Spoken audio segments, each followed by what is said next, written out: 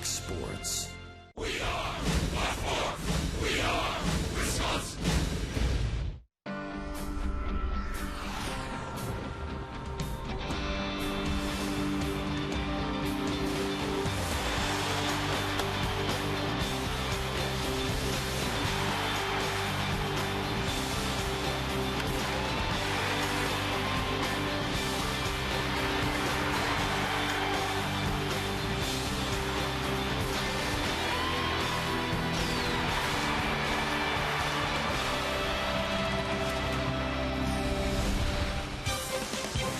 This Pirates-Brewers series on Fox Sports Wisconsin is presented by Ski-Doo.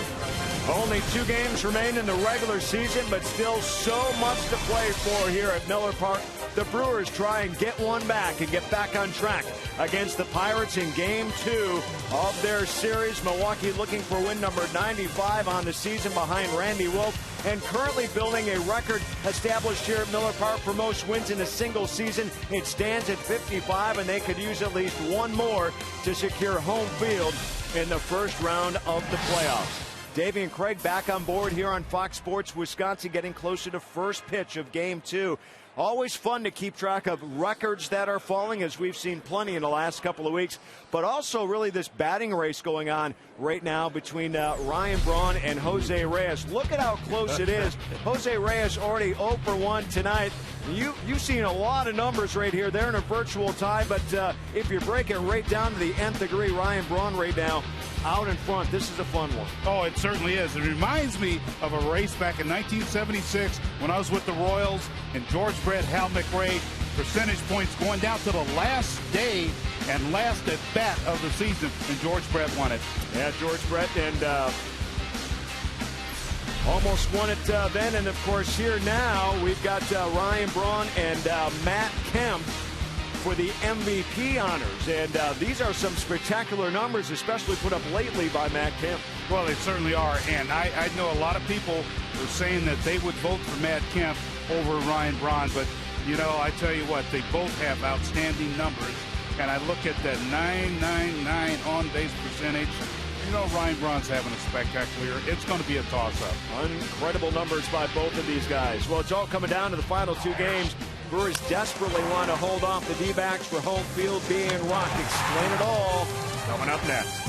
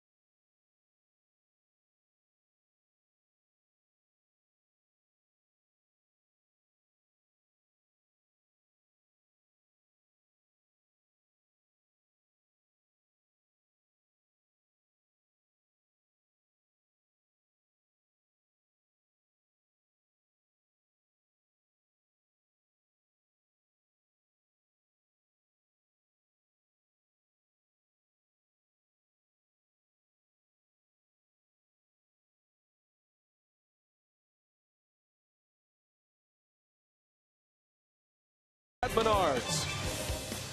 By Triple Hops Brewed Miller Lite, taste greatness. By AT&T. And brought to you by Toyota, proud sponsor of the Milwaukee Brewers and the Toyota territory at Miller Park. Expecting another 40,000 plus here at Miller Park tonight, the penultimate game of the regular season. We wrap it up tomorrow. And the Brewers and the Diamondbacks still at it. Who is going to get home field advantage in the National League Division Series? The Brewers have a one-game lead over Arizona. They have to keep that one-game lead to keep home field advantage. So the magic number is 2. It could happen here tonight. The Diamondbacks in action a little bit later at home against the Dodgers. And hi, everybody. We welcome you from Miller Park. Alongside Bill Schroeder, I'm Brian Anderson. Great to have you with us. We're certainly looking forward to this matchup again because it is still on. Game on to see who's going to get home field advantage in the second round, or in the first round, I should say. And now we're all watching the Arizona Diamondbacks again tonight. It's crazy. I don't know what's crazier, what's going on with the Brewers or the word penultimate. I'm not sure what that is. But anyway, it's next to last, incidentally. But you would figure after the Brewers clinch the division, they could be relaxed, rest some guys, and things kind of settle down. But that's certainly not the case. Right now, the Brewers not sure where they're playing, who they're playing, and it's kind of crazy because the Diamondbacks and the Dodgers going at it. You know that Gallardo is going to start game 1 in the playoffs. Zach Greinke maybe game 2, maybe game 3, depends on how important tomorrow's game is that Greinke starts. It's so crazy that it's hard to explain, but it's still Brewers have a lot to play for still. Well, the Brewers know that home field advantage is most important, probably because of Zach Greinke and his home record. But these are the pitching matchups for the series in Arizona and here in Milwaukee. You got Randy Wolf, Ross Ollendorf tonight. Of course, Greinke will go tomorrow. Maybe it'll be a couple of innings if they don't need the victory. He'll go all out if they do. Tonight in Arizona, it's Jared Parker starting against Hiroki Kuroda. Jared Parker is the Diamondbacks' #1 prospect. They pulled him up from Double-A to start tonight. And then tomorrow it's Lilly and Saunders. But what we do know, it's a magic number of 2. A Brewers win, a Diamondbacks loss. It'll be a victory lap tomorrow before the postseason. Fire burning hot. You better believe it. The Brewers have clinched the Central, but a whole lot more to play for. Stay with us.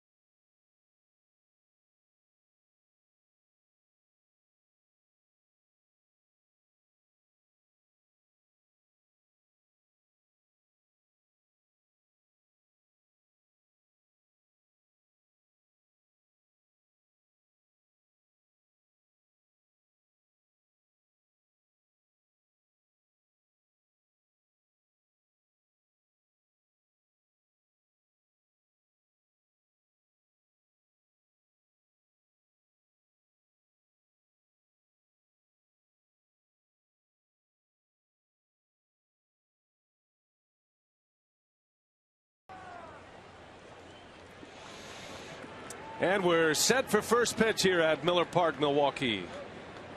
Tuesday night baseball. The roof is closed. It is cool out. Some threatening skies up above. Might have some rain a little later tonight. So we're sealed up tight as Alex Presley leads off.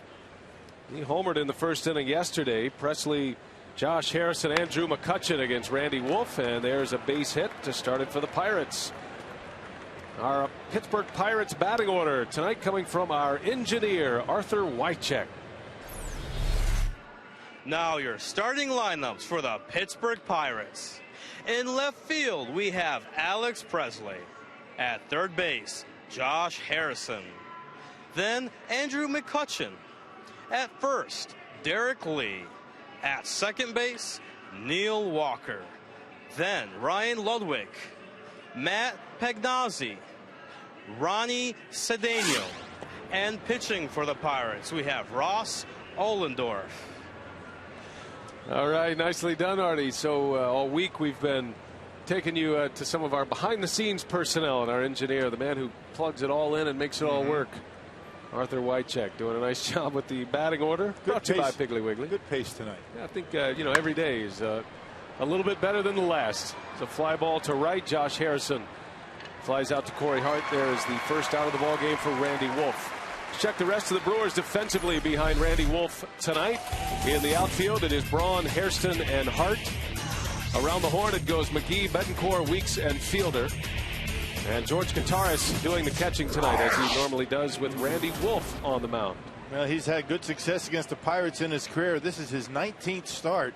He's 9-3 against Pittsburgh with a .411 earned run average.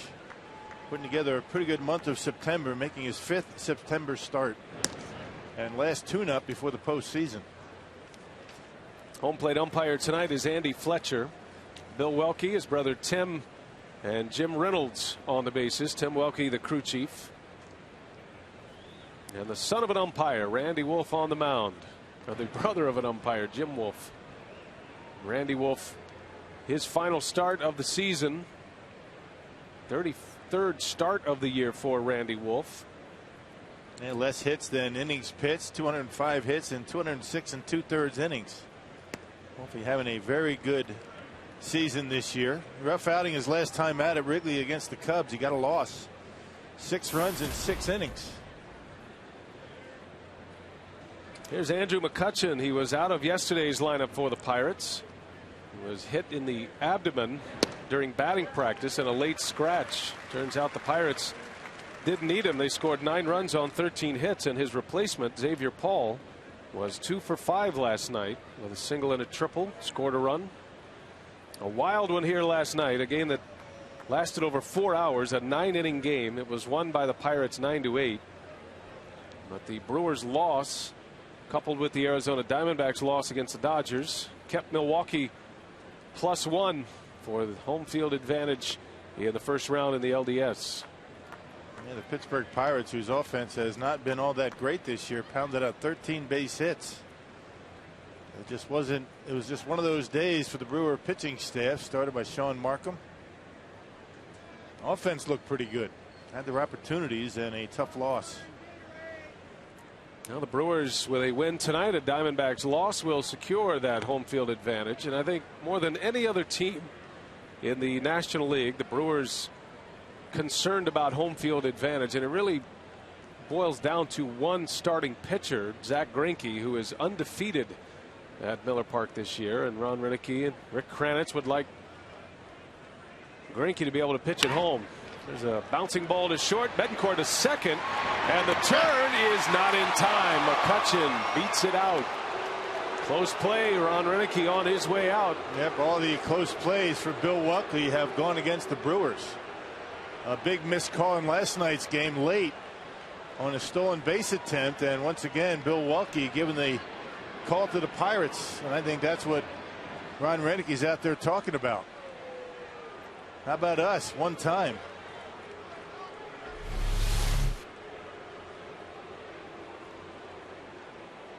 Hard to see, but he looks out to me. It's bang bang, and we have to slow it down frame by frame. Usually it's automatic unless the runner beats it, clearly, and bang bang, he's out. But Bill Welke once again gives the call to the Pirates. McCutchen reaches on a fielder's choice. Presley is out on the 6-4 putout. A nifty play by Betancourt to get the lead out. And Randy Wolf thought he had a double play to end the inning. Here's Derek Lee with 2 gone.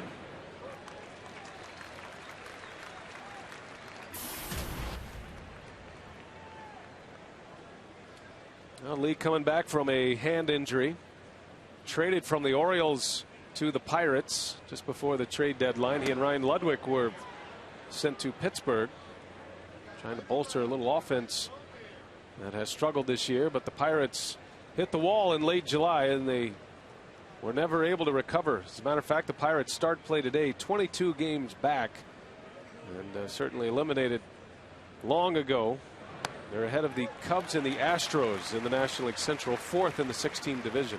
But it's going to be another losing season for the Pittsburgh Pirates this year. Yeah, the Pirates pitching staff, particularly the starters, very good in the first half, not so good in the second half, and that's why they're pretty much out of it. They got out of it quickly when the second half started. The Pirates thinking right around the trading deadline that the acquisition of a couple of power hitters, Lee and Ludwig, just what they needed, but a little bit too late.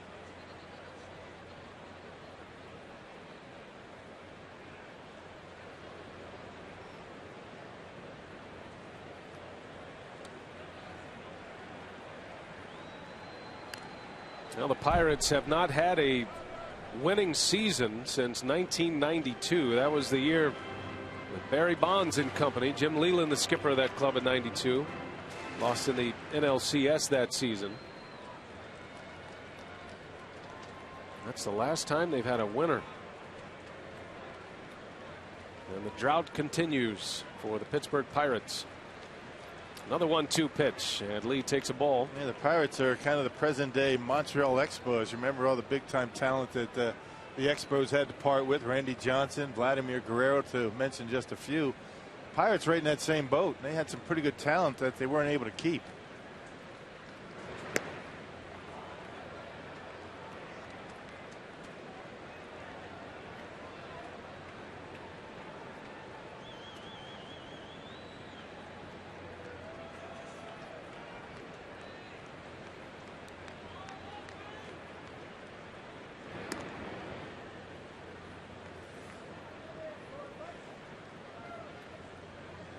Well, Derek Lee has significant at-bats against Randy Wolf. 45 career at-bats against him, the most of any of the Pirates. On a broken bat bouncer over to Casey McGee, and that is the final out of the first. Off and running at Miller Park. Brewers are coming up. Hart, Hairston, and Braun will start it off.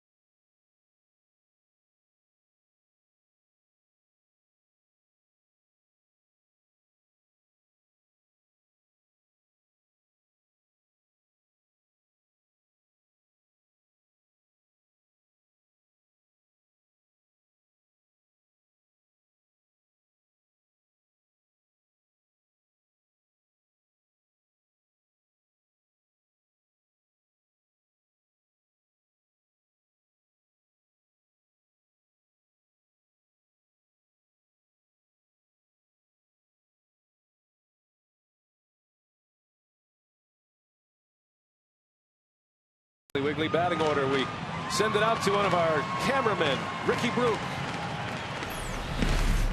Here's the lineup for your Central Division champs. Milwaukee Brewers, Corey Hart, Jerry Hairston Jr. and Ryan Braun start things off. Prince Fielder is batting cleanup tonight. Ricky Weeks, Casey McGee, Yuniesky Betancourt, and George Kataris fill in the rest of the lineup. And batting ninth, left-handed pitcher Randy Wolf. Again, not bad for a guy with a face for radio, huh? Nice going, Ricky. Nice going. And again, we tip our hat to our terrific crew. They've done a great job for us all season long, and hope we've enjoyed all the sights and sounds of Brewers baseball this season. Passionate group with our television crew here bringing you these games each and every night. And one of the many reasons why we love to come back here to Miller Park after being on the road. Here's Corey Hart leading off against Ross Ohlendorf.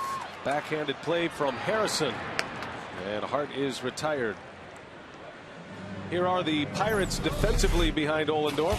Figure to be a lot of balls in play tonight. You got Presley, McCutcheon, and Ludwig in the outfield. Josh Harrison, Ronnie Cedeno on the left side with Neil Walker and Derek Lee on the right side. Matt Pagnozzi doing the catching. And the numbers for Ross Ohlendorf. It's been a struggle this year, but Glenn Hurdle wants to see what he has finishing up in the month of September, perhaps for next season. Yeah, made 2 starts in April, went on the disabled list for about 4 months, came back the end of August against the Brewers. He's lasted just 2 innings in 2 of his last 3 starts. He struggled. Making his 7th start since rejoining the club in late August. 29-year-old Texan Ross Ohlendorf.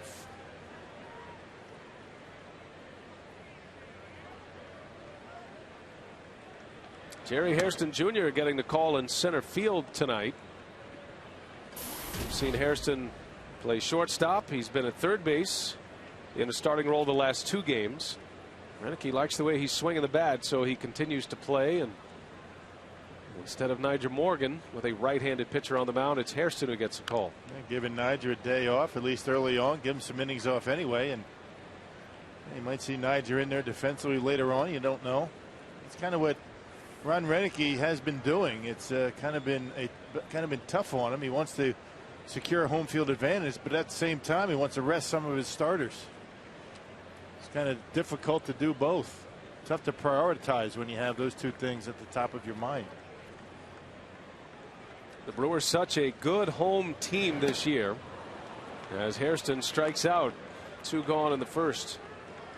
You can understand why the importance on wanting to begin the postseason at home. That's for everybody, but Brewers have a little more impetus on playing at home with a 55-24 home record. The Brewers have the best winning percentage in their home ballpark of all the National League teams. Yeah, but the Brewers the only playoff team with a losing record on the road. So even more important that they start at home. And the Brewers finished 39-42 on the road, 3 under. Here's Ryan Braun making a strong case for an MVP this year. Matt Kemp continues to hit, and the Brewers are rooting for Matt Kemp to continue to hit tonight against the Arizona Diamondbacks. It was Kemp's 3-run homer last night that held up in a Dodger win. Braun and Jose Reyes going back and forth for the batting title. Last night, Braun didn't start, but he pinch hit, and he ripped a double off the wall. It was almost a go-ahead home run in the 6th inning. Instead, it was a bullet of a double off the wall, and the Brewers had a valiant comeback, tying that game up. Amongst all the other things, not a bad pinch hitter, Ryan Braun, huh? Well, he smoked that slider. He doesn't pinch hit very often because he's in the lineup every day, but he's 2 for 3 this year as a pinch hitter with a home run and a double. Yeah, Bronny didn't like that call behind home plate by Andy Fletcher. 2 balls and a strike on Braun. A little late on the fastball. You check the ranks for Ryan Braun coming in. He leads the league in slugging percentage. He also leads the league in OPS, on base percentage plus slugging percentage. Almost at 1,000 in that category, and he and Jose Reyes tied for the league in batting average. Reyes tonight with the Mets is 1 for 2 with a home run against Cincinnati. Man, 6th in home runs. That's not too bad. Not a bad year. And just plastered all over the statistical leaderboard in the National League.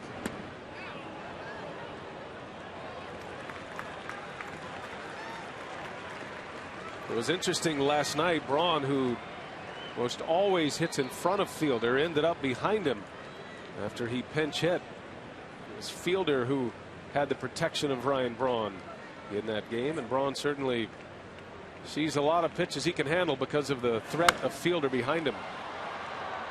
And he's the first to admit that. Reyes has now taken a slight advantage in the batting average race with that home run he just hit. As Braun bats for the first time.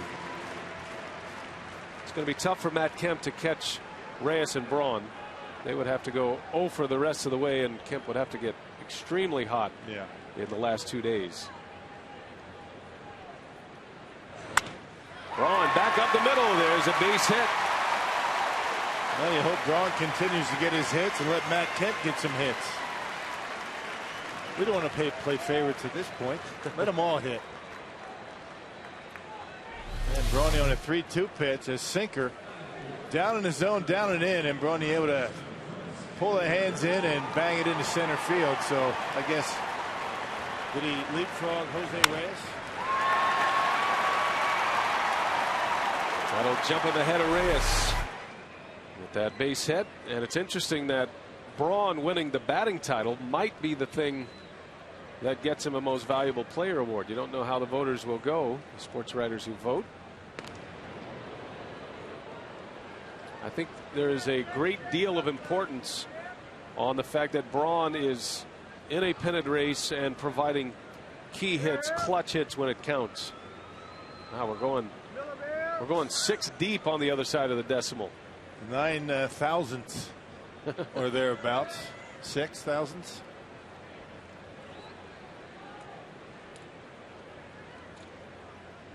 And it could be that close coming down to the stretch. I would imagine if the Brewers win tonight and the Diamondbacks lose, and the Brewers do clinch that home field, you wouldn't see many of the starters in the lineup, including Ryan Braun.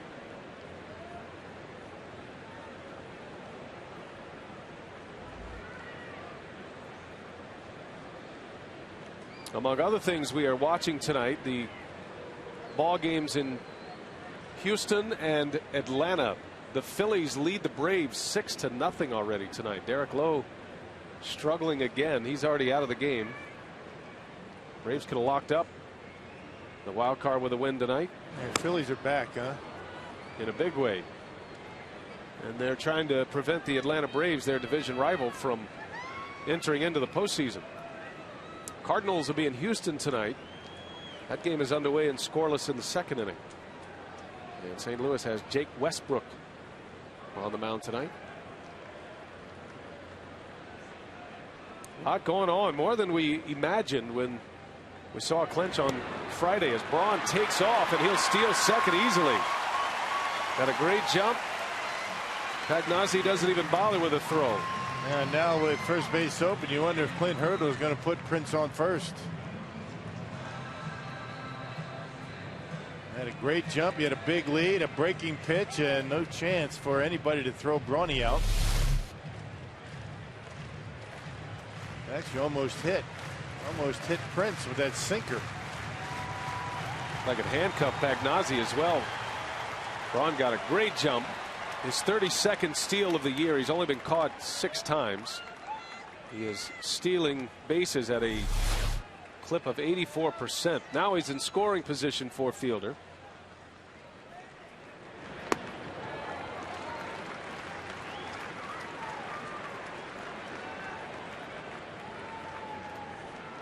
Ricky Weeks batting 5th now that he's back in the starting lineup after the ankle injury. And it means Renicky is giving Braun more and more green lights. The Fielder is walked here with a base open at first, trusting Ricky Weeks to do some damage.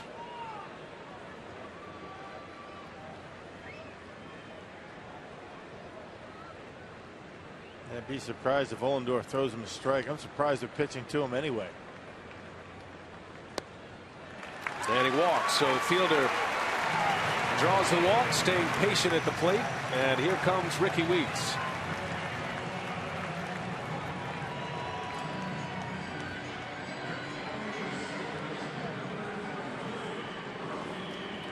Well, the 5 spot in the batting order has been a concern all season for Milwaukee. Ricky Weeks was placed there just after the All-Star break, but shortly thereafter was injured and missed over 6 weeks with the ankle injury. Since he's come back, trying to find his stroke. When Ricky came back to the starting lineup, there were no minor league games available for him to play, and the minor league season was over. So he's kind of had to get it back together at the big league level. Yeah, which makes it even tougher. But you know, he started out doing a pretty good job taking pitches. I think he walked and got hit by a pitch his first 3 plate appearances after coming off the disabled list. So watching the baseball, and Ron Roenicke hoping in these next 2 games you start seeing the baseball and coming up big. 2 on, 2 out here in the first inning.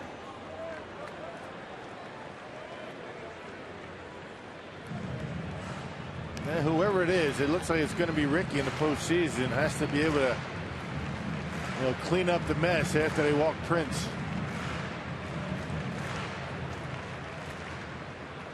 Casey McGee excelled in that spot last year, led the club in RBIs. Had a down season this year, so Weeks moves into that 5 hole after hitting leadoff most of his career.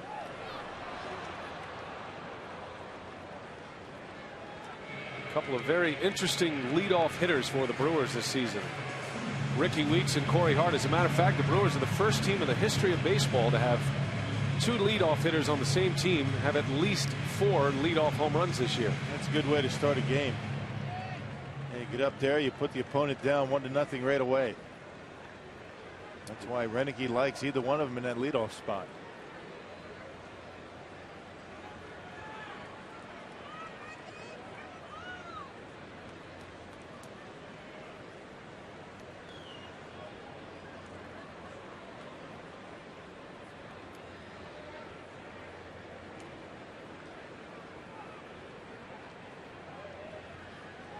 One and 2 on Weeks. And he got him. Ohlendorf strikes him out with a breaking ball. So the Brewers strand a pair. We head to the second inning from Miller Park.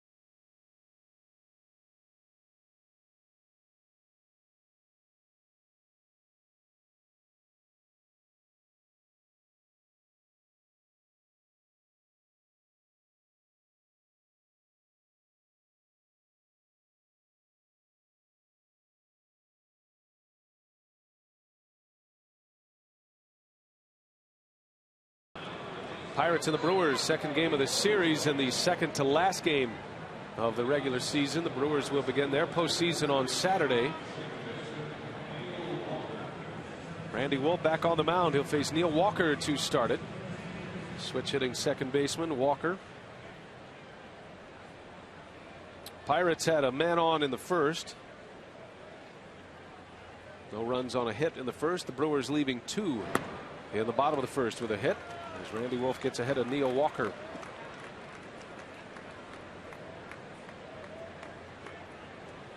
Zach Greinke scheduled to start tomorrow, and depending on how things go tonight, It'll be a short start or a deep start. We'll see as Walker goes down the line. Corey Hart cannot get there. That is going to bounce up and out of here. So a ground rule double. Neil Walker showing his power from the right side. And a leadoff double here in the second. And Neil Walker is a pretty good hitter from both sides of the plate. He was batting left-handed last night up there against Randy Wolf from the right side, and does a good job taking that ball right down the right field line with some pop. Got it down in that corner, one hop over the fence, so a leadoff double, another leadoff base runner for the Pirates in back-to-back innings. Hits have been easy to come by in this series so far. 25 hits combined yesterday, and already 3, and we're in the top of the second. And the Pirates coming in 12th in batting average, 14th in runs scored. They've had a tough time putting runs on the board. 14th in on base percentage, which is one of the reasons why they had a tough time holding on to first place in the first half. Talked about their pitching being very good, particularly their starters, but they've had a tough time scoring runs all year. Ryan Ludwig. Ludwig started the year in San Diego. He was traded to the Padres last year. A struggling offensive team a season ago, and Ludwig was sent to San Diego to complement Adrian Gonzalez. Padres had a narrow miss. They took it right down to the final day. And then Ludwig, with 1 year left on his contract this season, began with the Padres and eventually traded to Pittsburgh. Got him in on the hands. Ryan Braun is there. And Ludwig retired for the first out. During Majestic Athletic Walk-Off Wednesdays, fans who purchase a Majestic name and number t-shirt will be eligible to win an authentic Majestic Brewers jersey if the player on their t-shirt hits a walk-off home run only on Wednesdays. One gone, a runner at second, and here is Matt Pagnazzi. This Pagnazzi is the nephew of the former Gold Glove catcher for the Cardinals, Tom Pagnazzi. One of 8 catchers the Pirates have used this year. Incredible number that you could go 8 deep in your organization to find catching. Speaks volumes for all the catching that they have, but none of them's been able to really stick and maintain that job behind home plate. It's all about getting on base and getting hits. Everybody has to be able to hit a little bit these days. You get to the month of September and the rosters expand. Clint Hurdle's almost had a personal catcher for all 5 of his starters. Everybody's got his own catcher, like George Gutierrez with Randy Wolf. This is evaluation time for the Pirates. They're trying to find out about some of their players for next year. Pagnazzi off the end of the bat. Hart got a late break. That is going to fall. Walker is on the run, and he will score. Good base running by Neil Walker. He knew that was going to fall, and he took off immediately, and it's an RBI for Pagnazzi, and the Pirates have a 1-0 lead. Yeah, we saw a lot of that last night. On the handle, dumping him into the outfield off the end of the bat, and Pagnazzi doing it here. A curve ball off the end of the bat and just out of the reach, kind of a no man's land out there in the right. And no chance for anybody to make that play. But you mentioned good base running by Neil Walker, and he's able to score.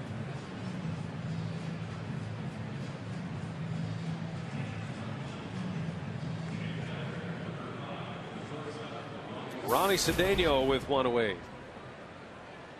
Cedeno's had a great career against Randy Wolf, has 10 hits and 20 at-bats against him.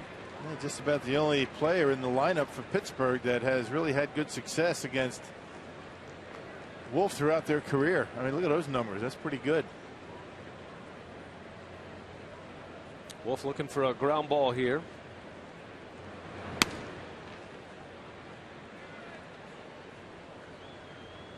I mentioned a long day at the office for Sean Markham in yesterday's ball game, and it was all about command and keeping the baseball down. It looks like Randy's struggling with that early on.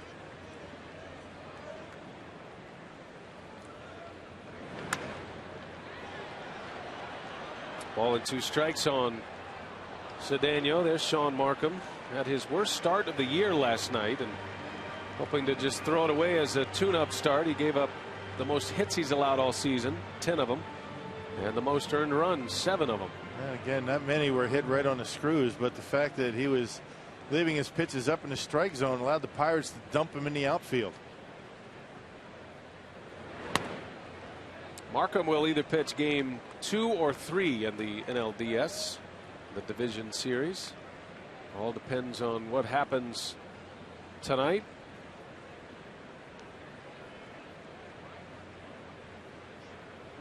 Diamondbacks and the Dodgers, they'll be underway on an hour-and-a-half lag time as Cedeno strikes out. Randy Wolf picks up his first K of the ball game.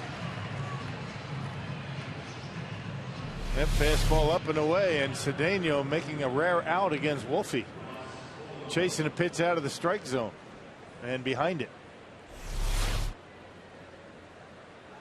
And now Wolf will face the pitcher, Ross Ohlendorf.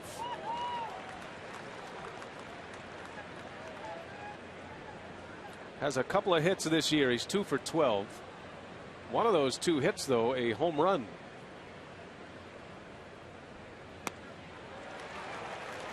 And he certainly applies to the swing hard in case you hit it theory. Man, with that uppercut, you don't want to leave one down in the zone.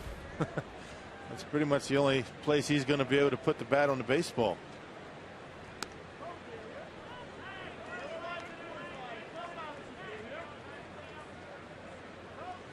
And hard with the fastball up and in, and I don't think he's got much of a shot.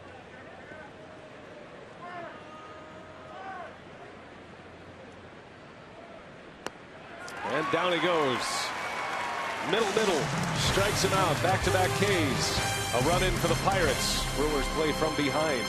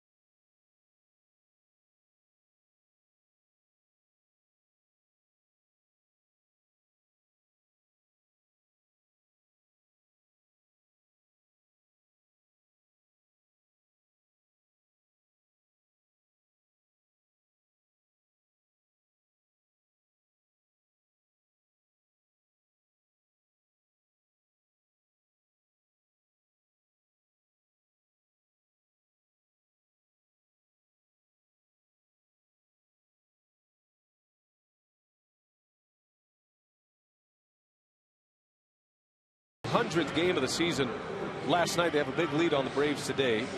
Brewers at 94-66. Now remember, Arizona owns the season series against Milwaukee, so the Brewers, they must finish a game up or they lose that home field advantage in the first round. So we've developed a magic number for the best home records, and for the Brewers it is 2. It's been fun kind of carrying this over. We thought everything was said and done, it was going to be a 5-game victory lap after the clincher on Friday. Man, not a chance, right? Nothing's easy in this game. I mean, you talk about, nobody in the organization knowing really what to plan for. Even, planning, the chefs at the ballpark, they don't know whether to order food for Saturday or next Tuesday. Good point, Rock. Really taking a few layers off of that. As McGee on the first pitch pops it into foul territory. Pagnozzi makes a catch for the out. 1 pitch, 1 away. As a matter of fact, I noticed earlier today, maybe you were, since you won't be all that busy in the postseason, you were prepping for an appearance in the white coat, perhaps. I'll do anything I can to make a buck. You know, times are tough out there. They're carving up some turkey down in the South Dock today, and you know that's my job at Thanksgiving, carving a turkey. You do that, don't you? Yeah, I'm that guy. You're the carver. Yeah, that's a man's job. Right after I order it. I mean, there's a talent to carving turkey. No, you can't just start hacking away at that thing. No, it's got to look pretty. Uni Betancourt with 1 away here in the 2nd inning.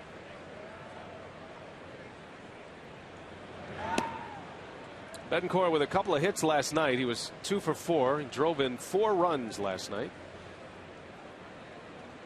2 hits and a walk.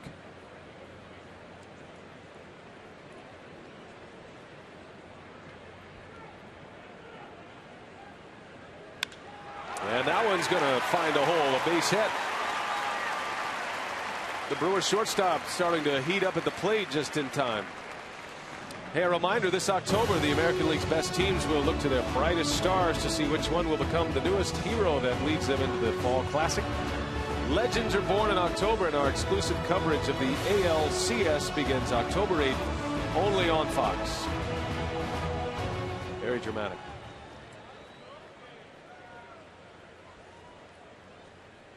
So a man on for George Kottaras.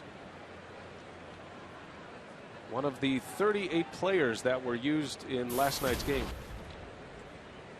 By my count. Man, that's a lot. 18 by the Pirates and 20 by Milwaukee. That includes pitchers, of course. Pirates used 7 pitchers last night. And keep in mind, this is a 9-inning game we're talking about. That's got to be close to some kind of a record, doesn't it? What do you think? I mean, close. We're going to get R&D on that. 38 players in a 9-inning game. Right. Only in September would you see that. And it continues to bring up the question about, is it fair to have odd numbers of rosters in the month of September? Baseball is the only sport, the only major sport that does that, allows an odd number on a competitive roster compared to the opponent. You can have as many as 40, as few as 25. Oh yeah, that's a choice a club makes. I mean, everybody can have 40 if they like. They're limited to 40, but 38 players. The most that can appear in a game in a regular season in a game would be 50, right? 25-man roster on each.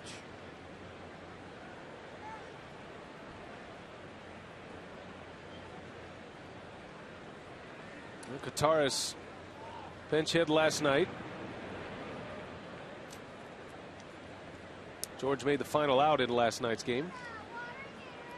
Now the Brewers general manager Doug Melvin has always been a supporter of establishing a number in September, whatever that may be, 25, 28, 30, but have it set prior to the game.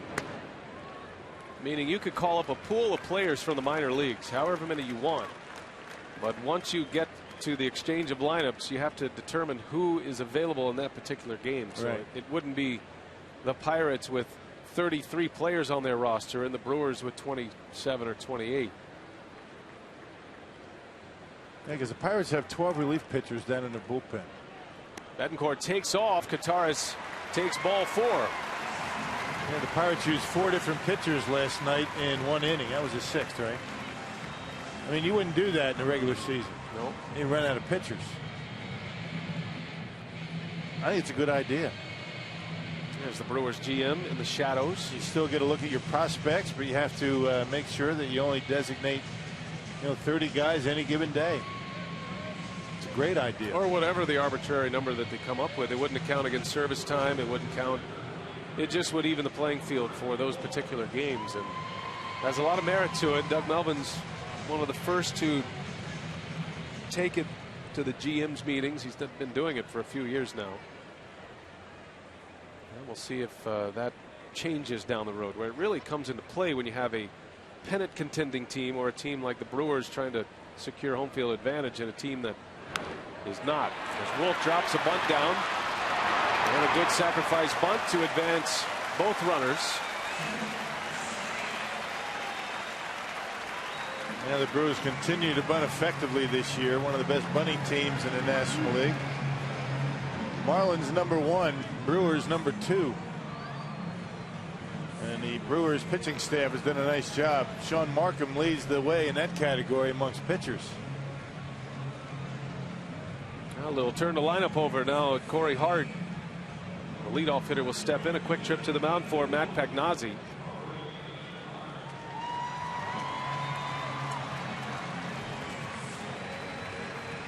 Betancourt over at third. He reached on a 1-out single. Kataris walked.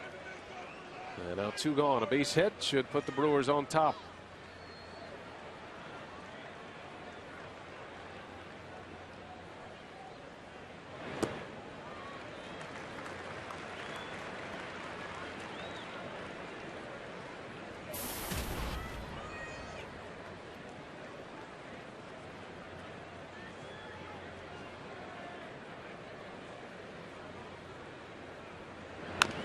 Right off the end of the bat, Derek Lee to Ohlendorf.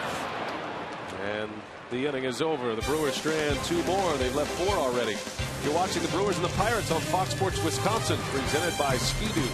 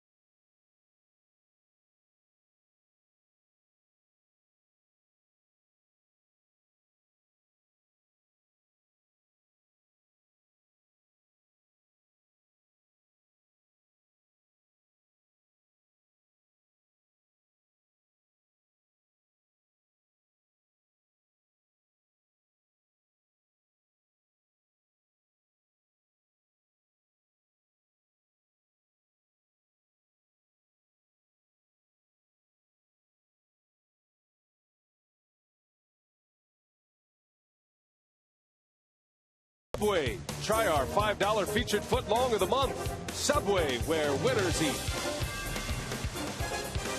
Another great crowd here at Miller Park. It's been such a big story in baseball this year. A record-setting attendance season here in Milwaukee. Over 3 million fans. And we're looking at over 40,000 once again tonight. Last night there were 41,222. 4 consecutive games on this homestand over 40,000. And 3 sellouts for that 3-game series against the Marlins.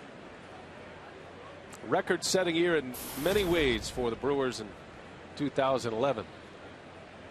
Alex Presley leads off. He singled in the first. And a big swing and a miss. Randy Wolf ahead of him, a ball and 2 strikes. He's one of their top prospects. Had 3 hits and 3 RBIs yesterday, including a home run.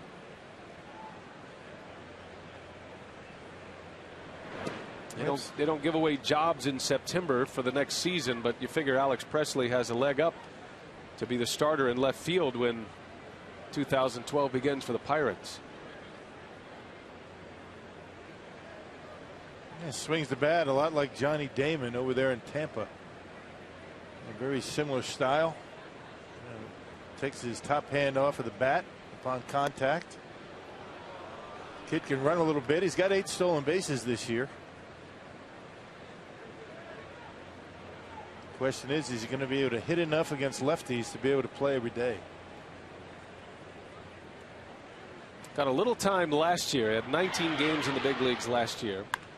And he rips that one back up the middle. So he is proving he can handle left-handers. He has 2 hits against Randy Wolf tonight. Yep, a hanging curveball from Wolfie. And well, he got a base hit his first time up on a fastball, this time a curveball. And both of them into center field. So in the first 3 innings, the Pirates have been able to get their leadoff hitter on. A hanger by Randy Wolf, and Presley doing a nice job centering on it and hitting it hard into center. A leadoff base runner for the 3rd consecutive inning for the Pirates. And here is Josh Harrison.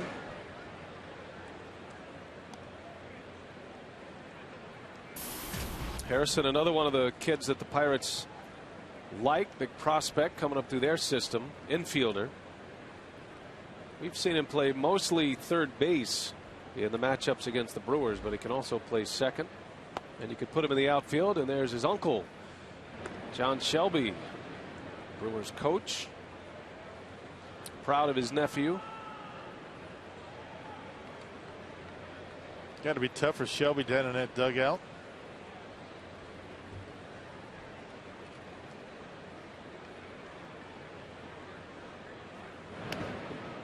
You think he's saying right now, hit it hard, but make an out?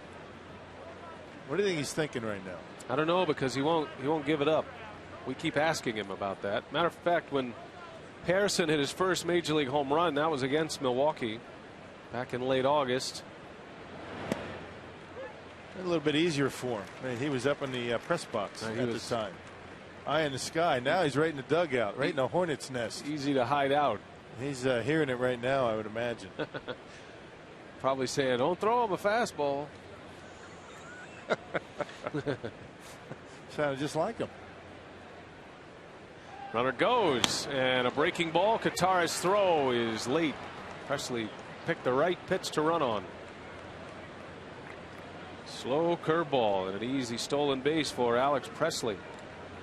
He's got 9 steals already in the big leagues. He's been caught a couple of times, and a good throw by George, but Presley had a great jump off of Wolf.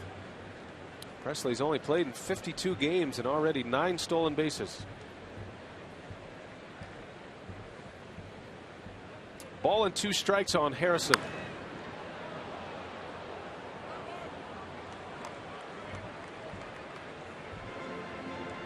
That job for Harrison changes it just a little bit. He's got a 1-2 count, but his job is to get Presley over to third base. Standing out there at second with nobody out.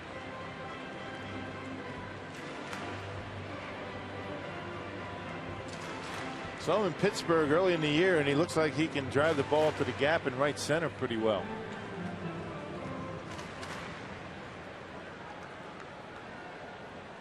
Just 24 years of age. Played his college ball at Cincinnati, and he lays off the high fastball from Randy Wolf.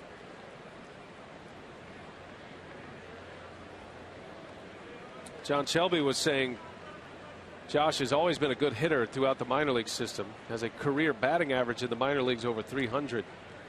And this year in AAA Indianapolis, he had 310, earning his promotion to the big leagues. And he's kept it going, hitting .271 in the big leagues this year.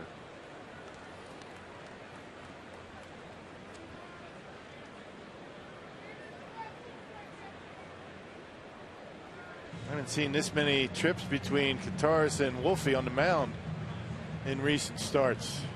Very rarely you see the two getting together. They know each other pretty well, and what they want to do out there, a little indecision. You saw a little bit of that last night with Sean Markham. Yeah, Markham really labored. Could not get through 5 innings. 3-2 is fouled away.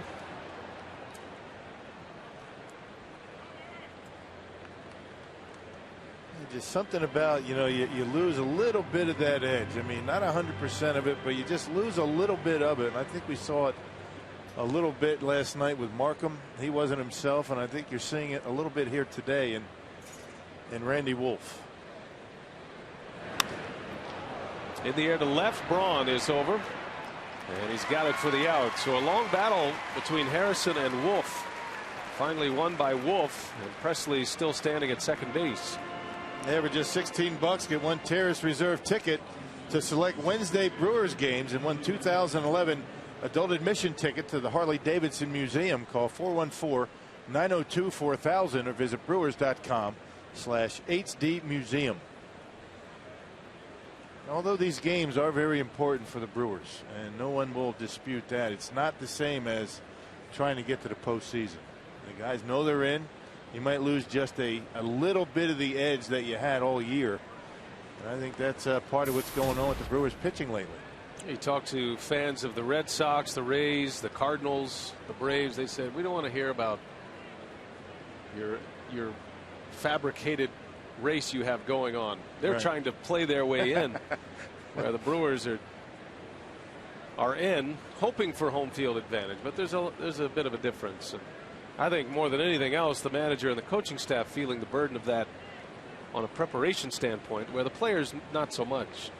And I don't think Brewer fans, care about what those teams think, because the Brewers have been down for long enough. Yeah, that's a good point. As McCutchen takes one low. The Brewers have been there, done that, and they're enjoying whatever race they want to put together in their mind. But it's an important one.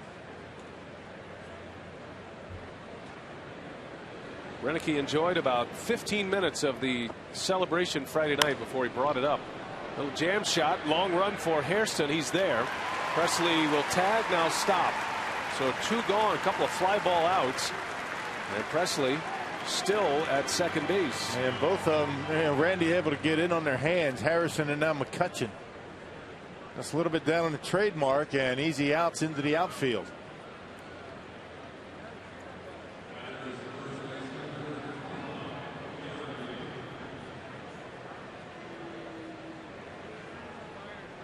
Now Wolf barking out instructions for Prince Fielder.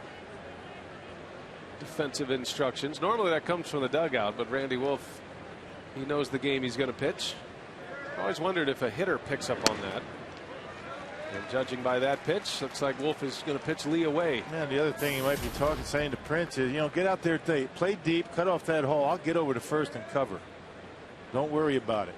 Sometimes a first baseman, kind of not willing to get too far off the bag.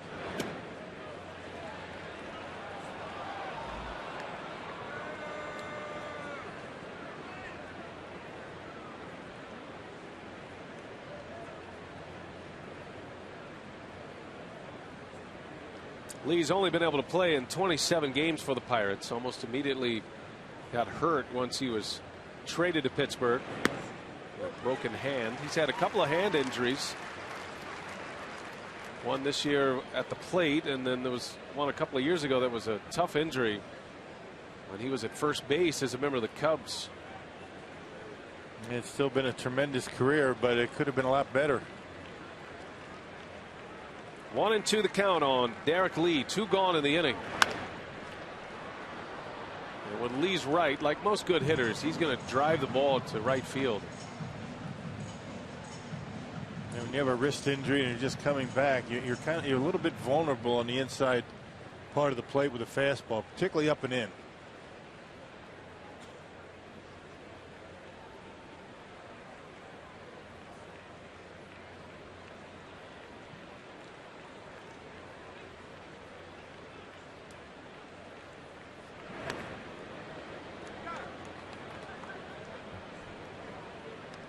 Lee has 15 years in the big leagues now. He's one of the premier defensive first basemen in the league. Still is a great defender. He's won a couple of Gold Gloves. 3 of them, actually. 2-2. A little bit late. That's what we're talking about. You can get in on his hands right now. You can see it's frustrating for Lee, just the way his body language around home plate. If he's healthy, he's going to be able to get the bat head out on that fastball in on him, and just can't do it. Now the Bucks traded for him in late July at the trade deadline. He was injured and put on the DL on the 10th of August. That one's in the air to center. Hairston on the run. He's got it. And Randy Wolf, with 3 fly ball outs, strands a runner at second base. We head to the bottom of the 3rd. The dynamic duo coming up. Braun and Fielder will bat. Brewers trail 1-0.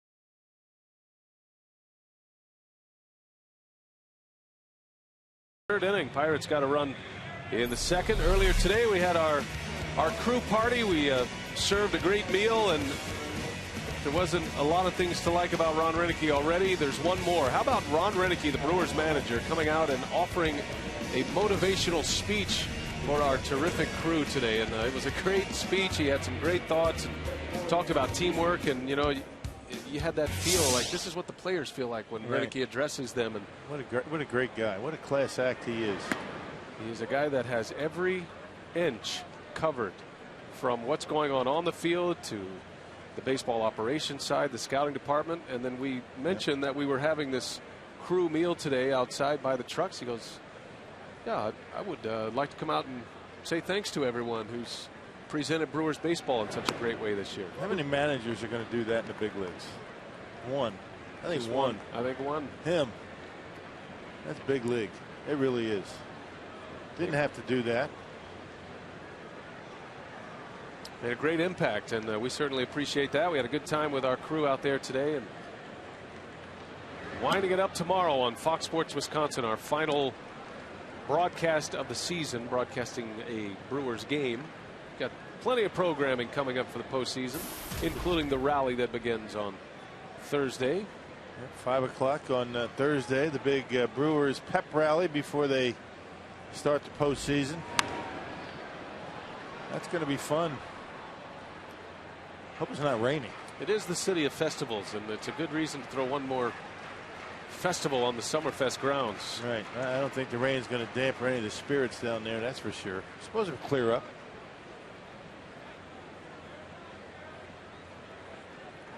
Jerry Hairston Jr. leads off. He'll be followed by Braun and Fielder. Ross Ohlendorf, 2 scoreless innings, but the Brewers have had 4 base runners already in this game. 2 hits and 2 walks.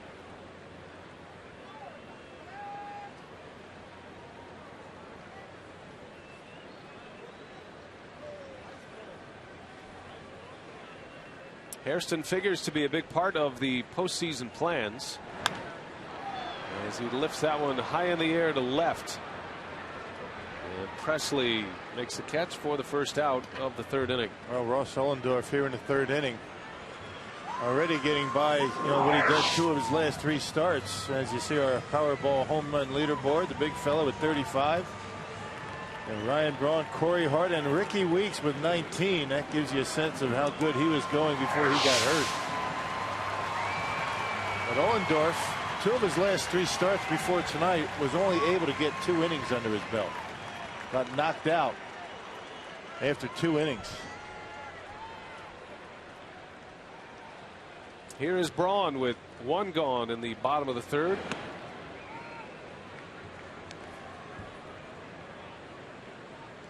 Ohlendorf pitched against Milwaukee on the 23rd of August.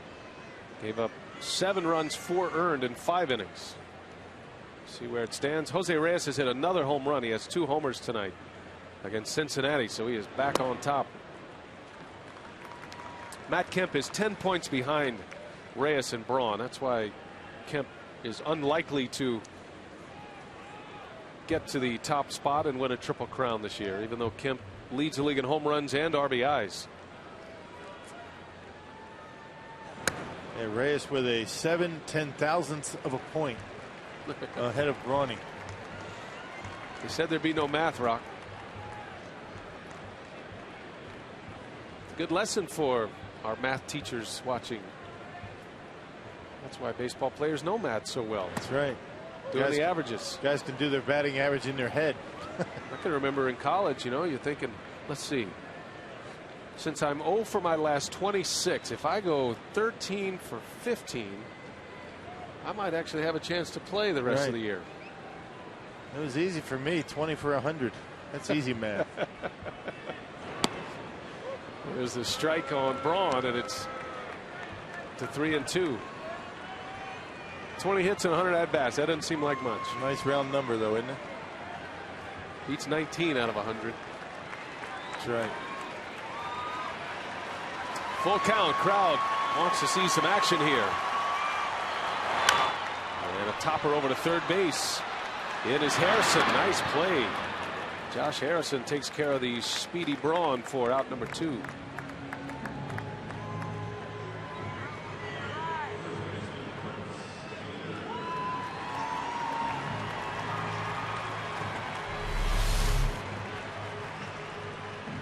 Yeah, sinker that stayed up in the strike zone, and Brawny just chopped it. He got a good pitch to hit, but look at Harrison making a nice play on a short hop and making the out. Now Fielder with 2 away. Pirates lead 1-0. A second inning run for Pittsburgh. Fielder walked his last time up. He is second in the league in walks behind Joey Votto. Votto with 108. Fielder now 106. Third consecutive 100+ walk season for Fielder, after becoming the first in franchise history to walk 100 times. That one's tomahawked. This is way back, and we are tied. Prince Fielder evens it up 1 apiece. Number 36 for the big man. RBI number 116. Man, that ball about head high right there. Able to get on top of it and tomahawk it out of here. Wow. Check out this swing. Not a strike, mind you. That ball about at his shoulder. Look at Prince fighting to get on top of that baseball, and as strong as he is, about halfway up that second deck. Well, that's tough to do. Tied up. Doing the 2 things he does best: walking and hitting homers. And Fielder evens it up at 1 apiece on the Brewers' 3rd hit. Fielder's 36th home run of the season. He is 2 behind Matt Kemp. Kemp had number 38 last night against the Arizona Diamondbacks. If you weren't watching last night, there was a scene with Prince Fielder. I thought it was so symbolic of who he is to this ball club, and Bill talked about it during our Brewers Live pregame show. It had nothing to do with his bat at the time. He was out in the field defensively. The game was dragging, and remember, we told you it was a game that lasted over 4 hours, and the Pirates were close to a knockout punch. They had a 3-run lead at the time with the bases loaded, and at any moment could have finished off the game in the 6th inning. And Fielder, as De La Cruz was pitching, was just barking after every pitch. Let's go, let's go. He was slapping his glove. He was yelling. You could hear it throughout the entire stadium. And De La Cruz gets out of the inning. Right.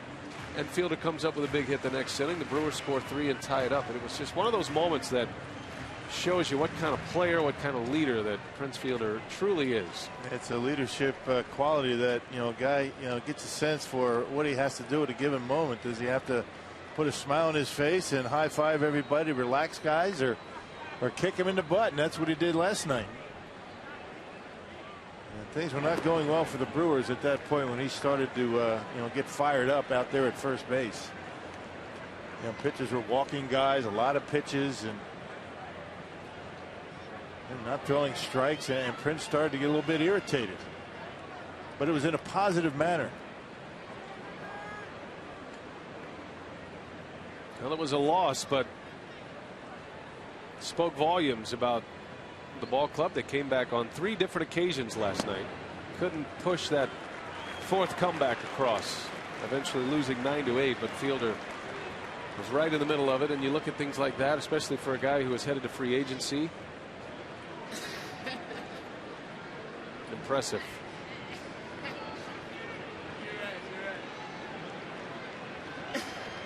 Full count to Ricky Weeks. That one's launched way back and gone. How far will it fly? Oh my goodness! Hits it off the nice club.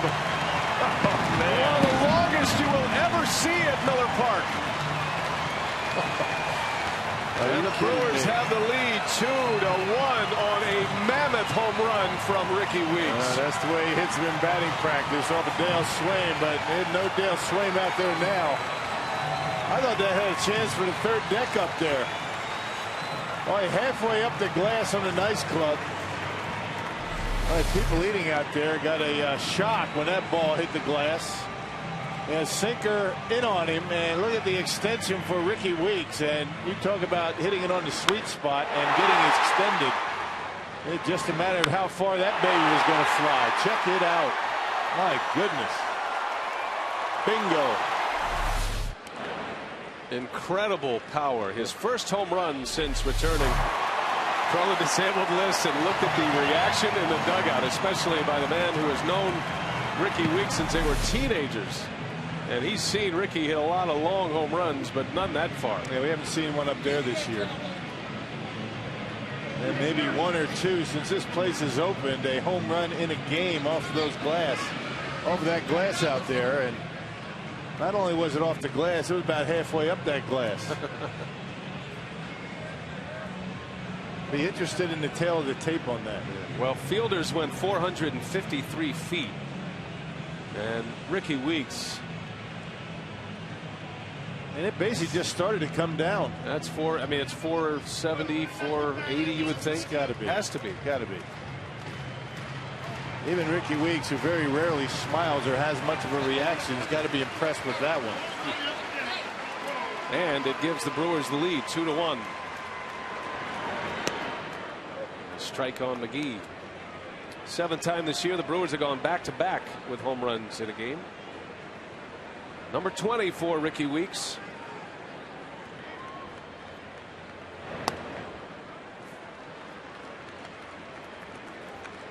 I'm just going through the mental Rolodex here, the games that I've seen. You've seen pretty much every game in this stadium since it opened in '01.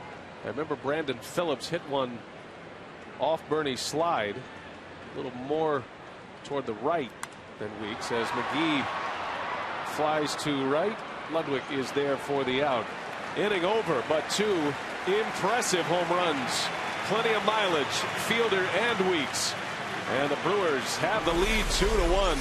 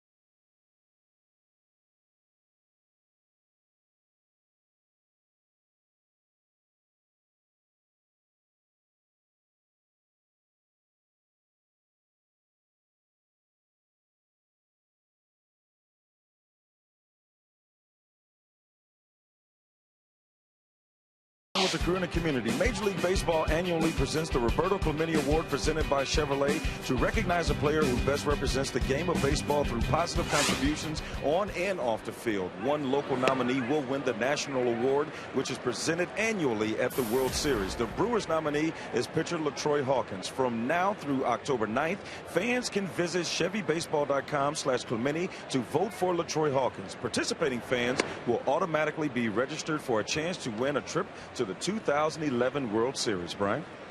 All right, Telly, thanks. Neil Walker leading off as Miller Park still abuzz after the 2 long home runs by Fielder and Weeks. That ball Ricky Weeks hit off the Nice Club, the restaurant out there. It's comparable to the Dew Deck. It's the same level as the Dew Deck. And of course, we've seen a lot of left-handed hitters go up into the Dew Deck in right field. Think about Fielder and Russell Branyan and Adam Dunn. Yeah. But you don't see many right-handed hitters go that far as Wolf strikes out Neil Walker to start the 4th. Well, we're keeping our eye on some other games right now, aside from ours here in Milwaukee. And how about in St. Pete? Look at this, Rock. This is a 5-4-3 triple play. The Yankees ready to bust it wide open against the Tampa Bay Rays. At the time leading 3-2, a triple play that ends the inning for the Rays, and they're still in it. It's 3-2 New York in the bottom of the 7th inning.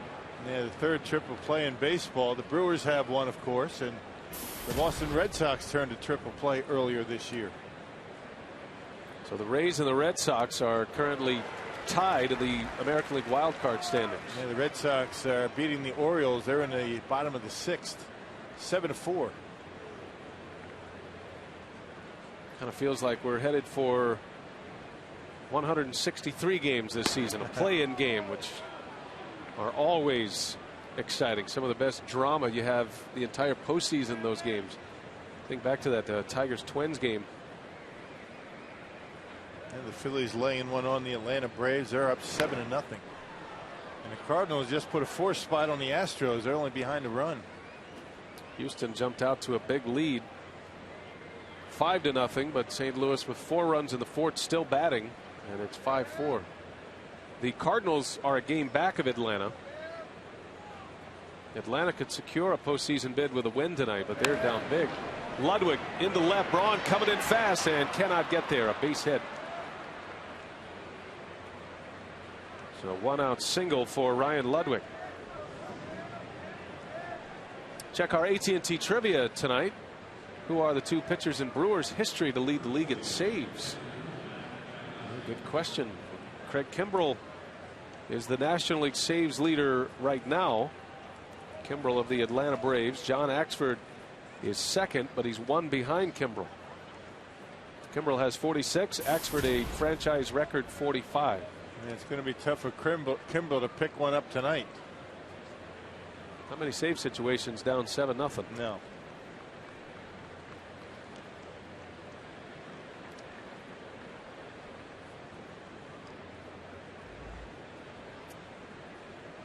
Pagnozzi with a man on and 1 out. Brewers getting back-to-back home runs from Fielder and Weeks to take the lead.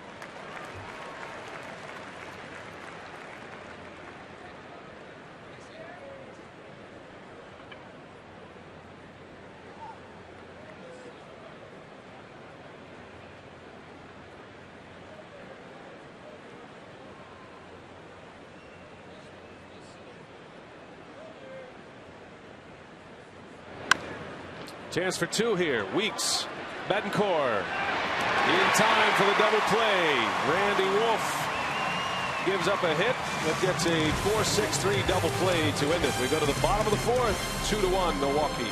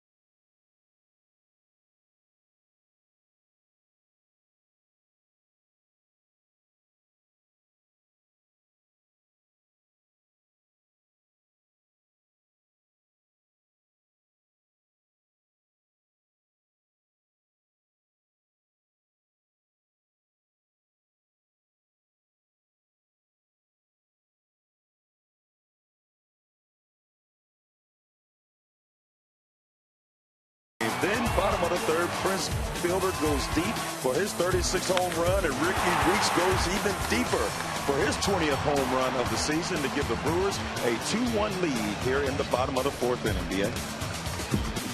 All right, Telly, thanks. And officially 470 feet for Ricky Weeks. The action in Houston.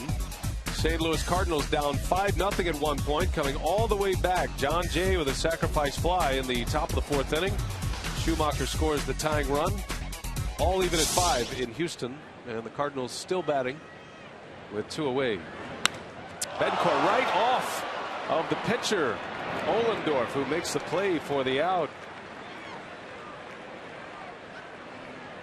Line drive right back to the box. Ohlendorf putting that big body in front of it and able to get the out to start the bottom of the fourth.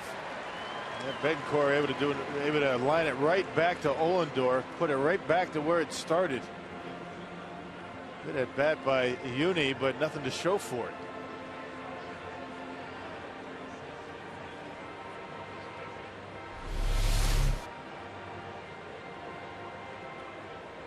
That got him in a pretty good spot. There's some padding back there. Able to turn his back and hit him in a good spot and gets the out. He's all right. If you're going to get hit by a line drive, I can't think of a better spot. Right in the ham hock.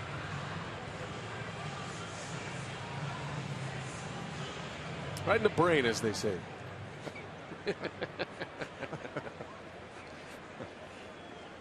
So one gone. Here is George Kataris now.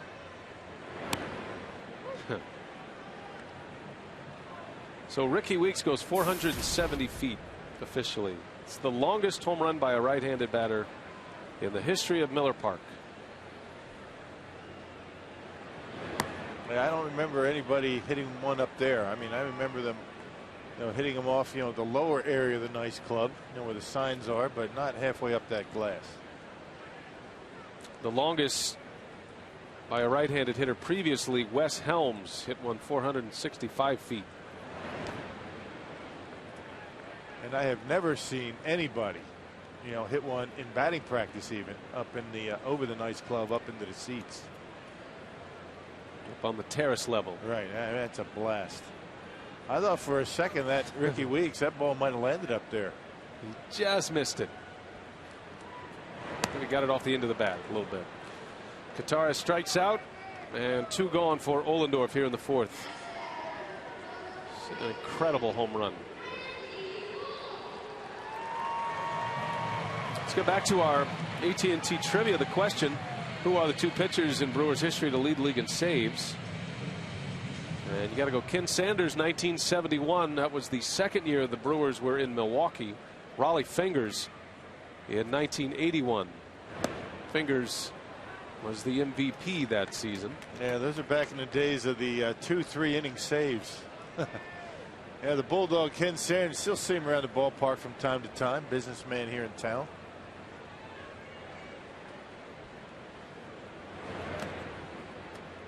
Rollie Fingers' name came up. We were checking some of the MVP numbers and thinking about the highest first and second place finishers. Brewers franchise history, the best any teammate has been able to do is 5th after an MVP season, as Randy Wolf lifts one in the air to left, and the side is retired. So Ohlendorf comes back with a 3-up, 3-down inning.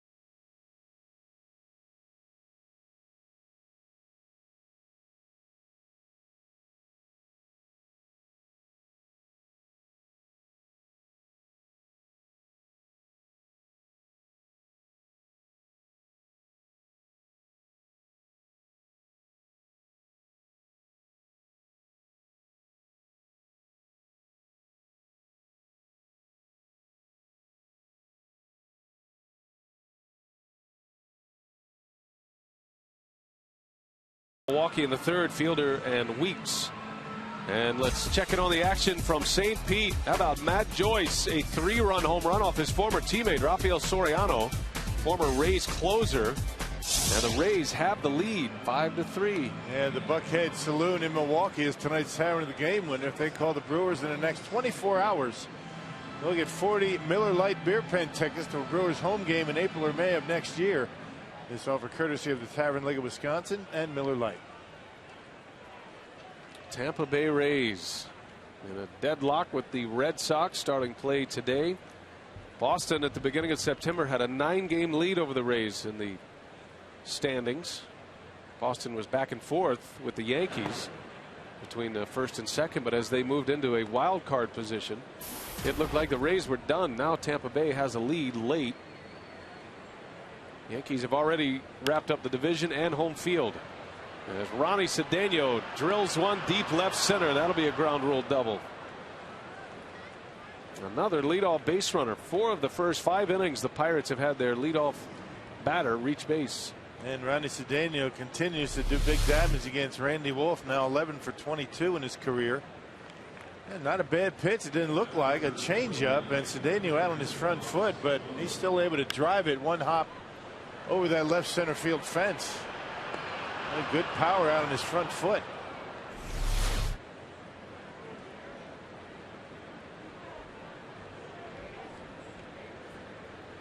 Pirates have 6 hits now against Randy Wolf. And it'll give Ohlendorf a chance to bunt the runner over, you would guess.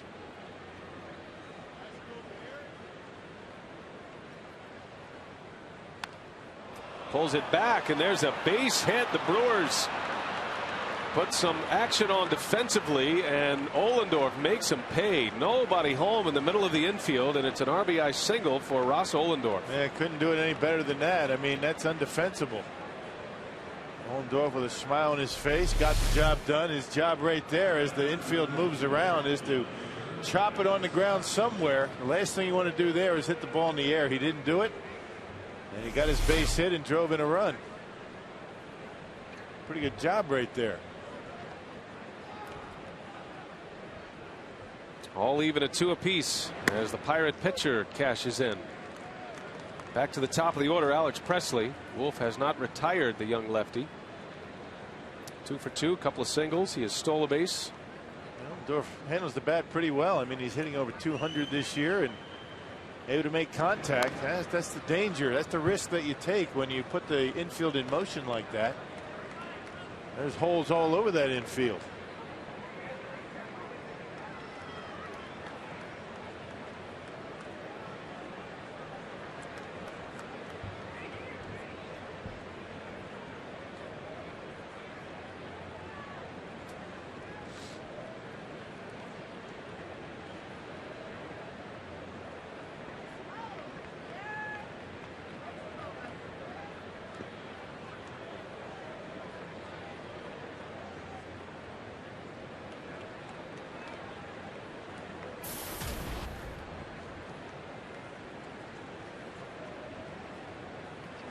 Presley has started both games. Was in center field to start last night, filling in for McCutchen. In left field tonight, he has 5 hits already. Good call on Johnny Damon too. He looks just like him. That one-handed finish. A slight uppercut on pitches down in the strike zone, but he really did a nice job leveling his swing off on that high curveball. His last time up, he was able to take a high curveball into center field for a base hit. Wolf has him down on the count 1-2, and he slashes one foul. Presley's hit in the 3rd inning came on a 2-strike pitch.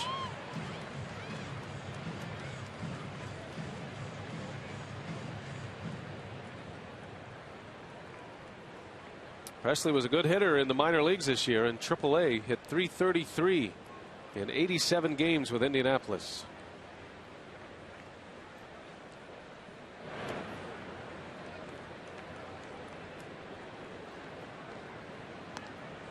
Pirates have a lot to look forward to. They had a good draft this year and starting to build their organization. They now have a little stability in their front office. Neil Huntington, the general manager, was assigned to an extension.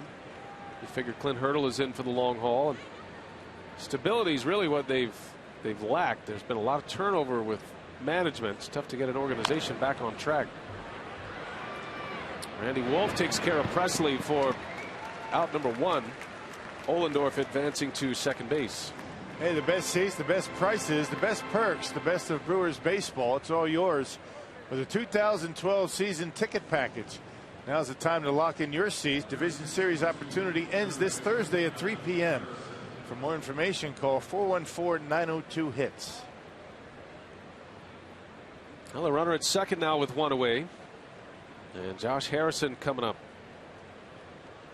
2-2 ball game, all tied up.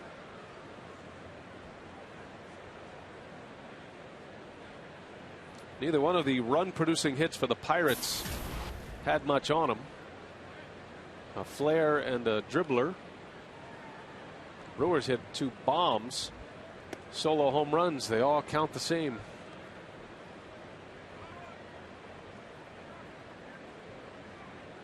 Pirates have done a nice job with the runners in scoring position in this series. Yeah, the key is, once again, as we talked about last night, pitches up in the zone. You know, ultimately, you get the bat on him, you're going to be able to flare him in the outfield. Ground ball, Betancourt off his glove. And now retrieving it. Here comes Ohlendorf, and he's going to score. So that'll be a base hit and an RBI for Josh Harrison. The Pirates have regained the lead. It's 3-2.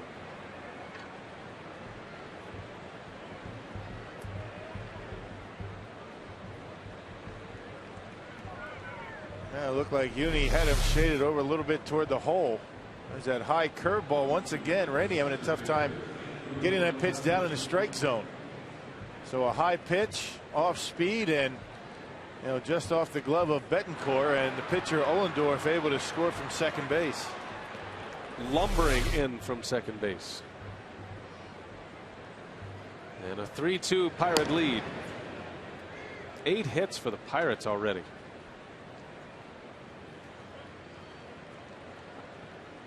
Pittsburgh now with 21 hits in the series in 14 innings. And Wolf throws it away. Harrison on his way to second. Hey, good throw. He's going to be out. He was leaning towards second base.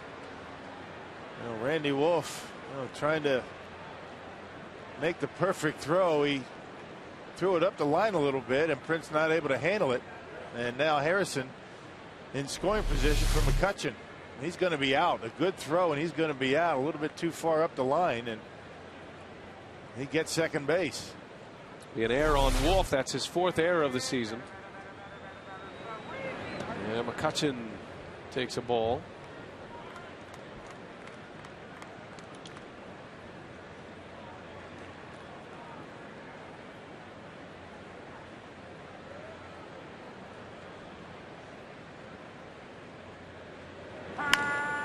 Chopper over to third. McGee got a long throw.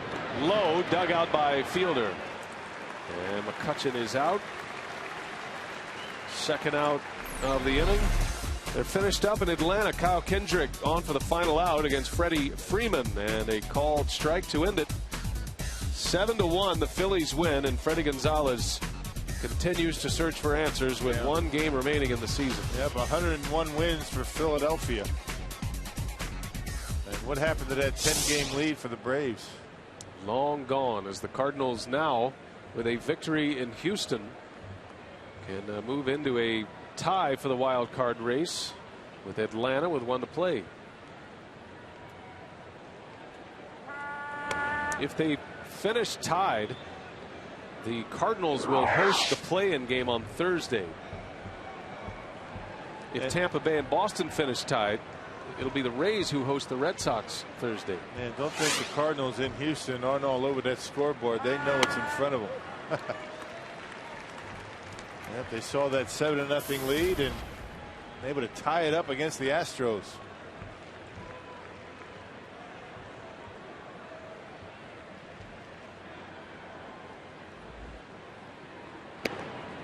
In there for a strike. 1-2 on Derek Lee. Now the teams that have to go through it aren't big fans of the play-in game. but the play-in game offers great drama, great theater. You were at a play-in game, weren't you, a few years back? Is that right? That Twins Tigers game. Is that what you're referring to? I think so.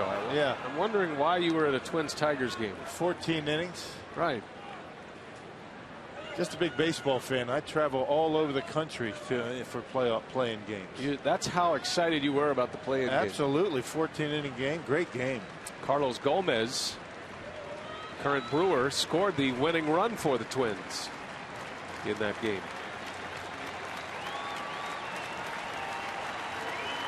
Two balls, two strikes. Lee fouls one off his foot. Oh, they're working in the truck. We got a memory for you. Here it was.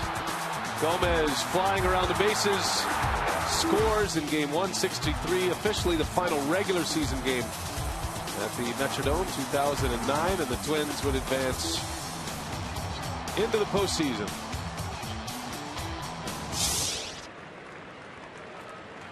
Good fun. We might be set up for it again this year. A couple times.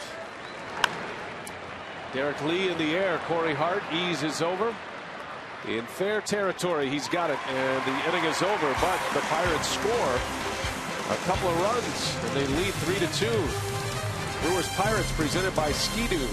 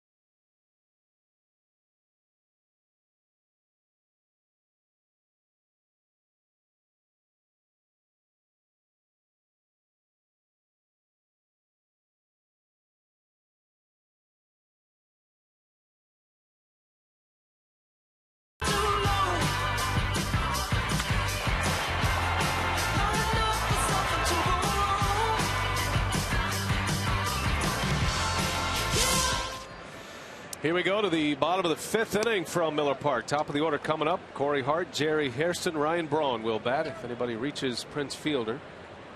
And now the Pirates back on top 3-2 after a couple of runs in the fifth inning.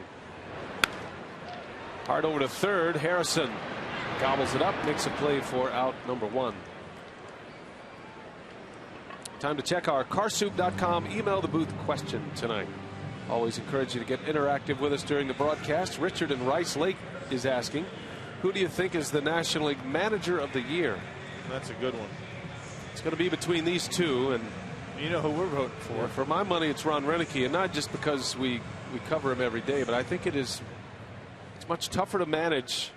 It's the same argument as Ryan Braun. It's much tougher to manage when you have expectations. I don't think nobody expected the Diamondbacks to do much this year. Right. So I think Gibson was able to establish himself maybe a little easier than Ron Roenicke, who came into an already well-established clubhouse, a clubhouse full of personalities. Plus, Gibson was the manager at the end of the year last year. He kind of got his feet wet somewhat and kind of knew what to expect. Ron Roenicke not only didn't know much about the Brewers, didn't know much about the National League. I guess what it boils down to is which of the two managers came out and spoke to our television crew today. So that's really what's going to be the decider, and I'm going to go with Roenicke. And I kind of disagree with you. I think it makes a big difference that we cover this team every day.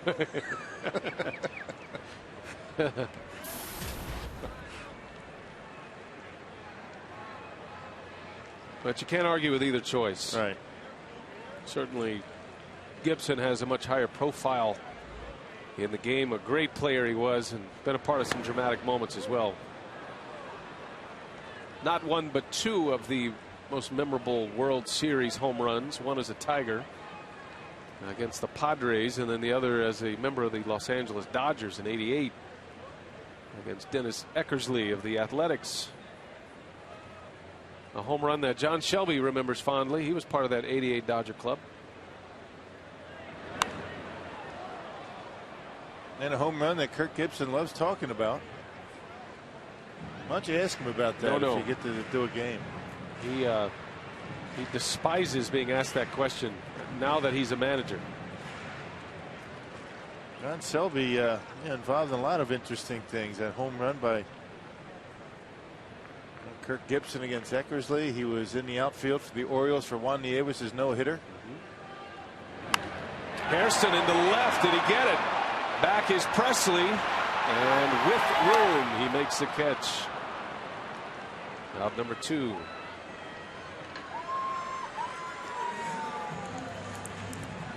Now, one of the reasons Roenicke brought John Shelby into the mix is because of his championship pedigree. A guy who has 2 World Series rings as a player. Terrific outfielder. He was one of the better defensive outfielders in his day, a switch hitter, and players respond very well to John Shelby. And he was the guy that suggested the Brewers acquired Nyjer Morgan. When it came right down to it, it was Shelby's recommendation that pushed it over the edge.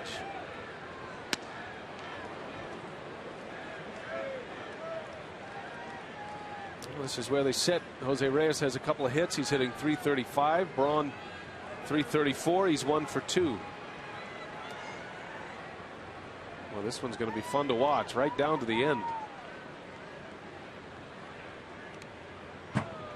If the Brewers win and the Diamondbacks lose tonight and the Brewers clinch the home field in the first round, I don't think Braun will play tomorrow.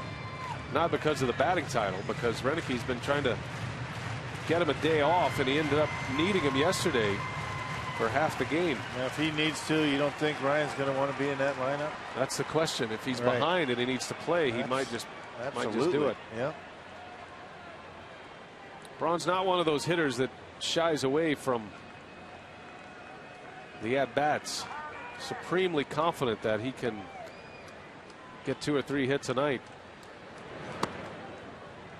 And he's usually right. Right. Yes, he got a lot of confidence, and he backs it up.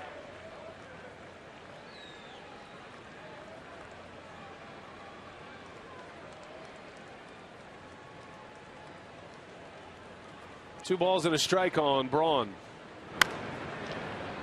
Count evens at 2-2. Ryan Braun started to set his sights on a batting title, and in 42 games he's hit .366. 12 homers during that stretch. The RBIs, not only is he hitting for average, he's hitting for power, clutch hitting, big home runs, game-winning home runs, season-clinching home runs for Ryan Braun.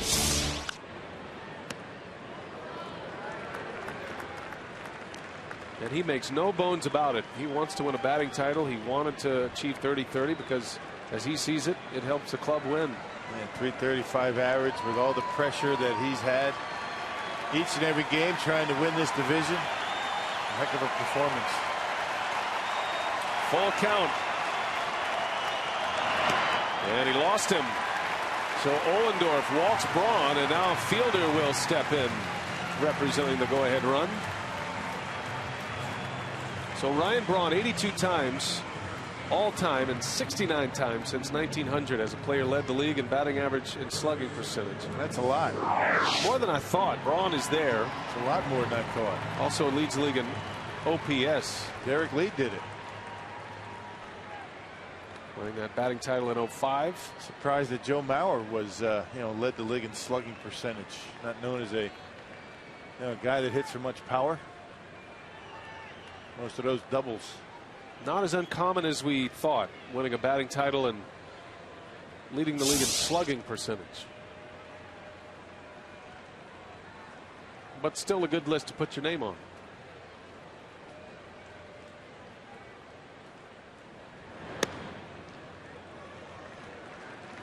Now, can Fielder make it 2 for 2 with home runs? He hit a monster home run in the 3rd inning, over 450 feet.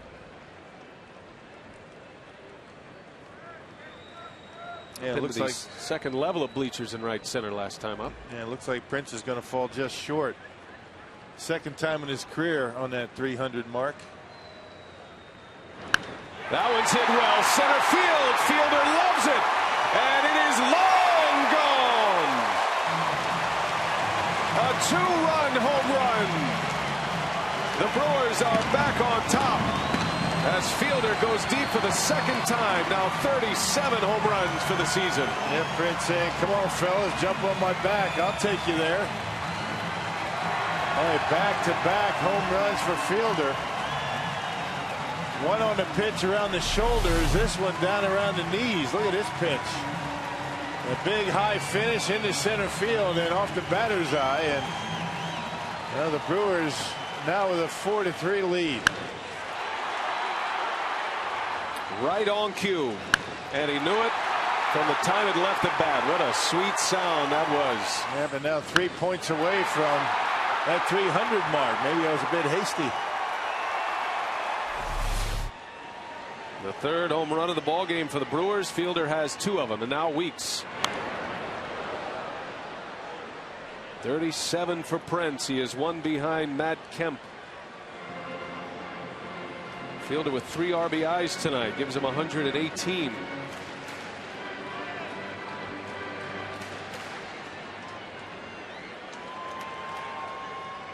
And a souvenir to remember for that young man. And that hits Weeks.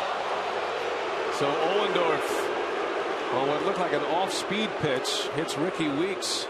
Yeah, it was a breaking ball. It looked like a curve ball that it just got away from Ohlendorf. That's not going to hurt Ricky. Man, Pirates have not been afraid to drill, Brewer hitters. A couple of them last night. Jason Grilli drilled a couple of Brewers last night. That was a curve ball.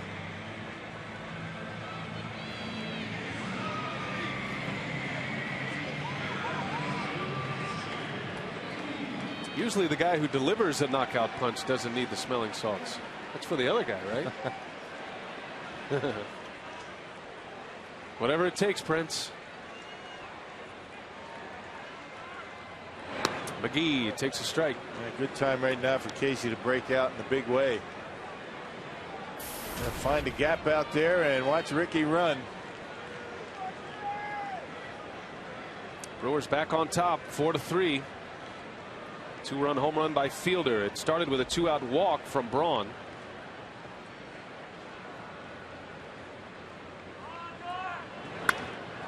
And a ground ball to short. Cedeno, the easy way for the out. Inning over. But Prince Fielder is putting the crew on his sizable back tonight. 2 home runs in this one. A missile off the center field batter's eye.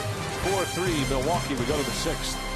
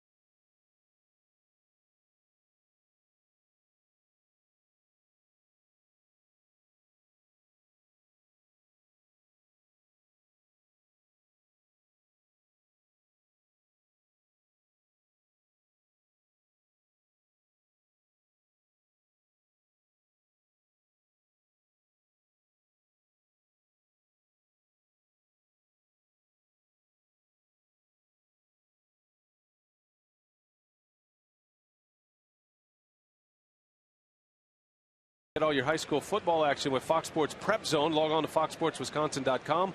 Click on the Prep Zone tab to watch up to 4 high school football games all at one time, live each week. Log on Friday at 7 to watch these featured games. So Randy Wolf back in the lead after Fielder's 2-out, 2-run homer. 4-3 Milwaukee. Wolf starting his 6th inning of work.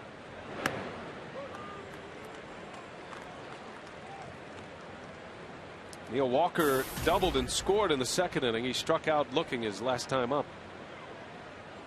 Pirates have been able to put together some hits tonight against Wolf, 8 of them. And there's number 9. It bounces off the sidewall. Fielder giving chase, and that'll be a double for Neil Walker. Again, a leadoff hitter aboard. 5 out of 6 innings. And just 1 inning, the 4th. Walker led off the 4th with a strikeout. Every other inning, the Pirates haven't been able to put their leadoff hitter aboard, making it tough on Wolf. A rough outing for Randy. He was only allowed the 3 runs, but a lot of base runners. Pirates 2 for 9 with runners in scoring position before this at bat coming up. So he's made his pitches when he's needed them. That effort by Fielder, maybe saving a triple for Wolf. Instead, it's a double to lead off. Could be a big play.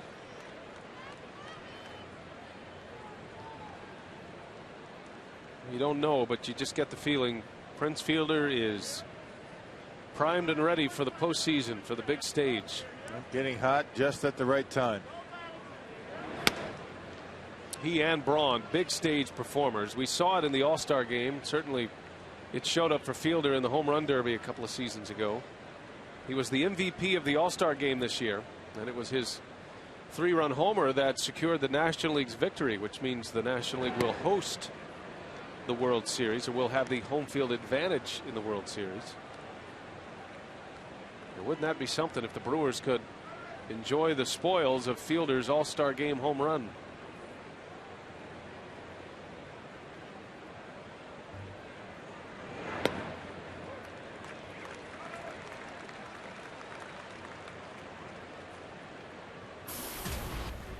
Pirates have brought their hitting shoes to Milwaukee this week. 9 runs, 13 hits last night. 3 runs on 9 hits. Tonight we're only in the 6th.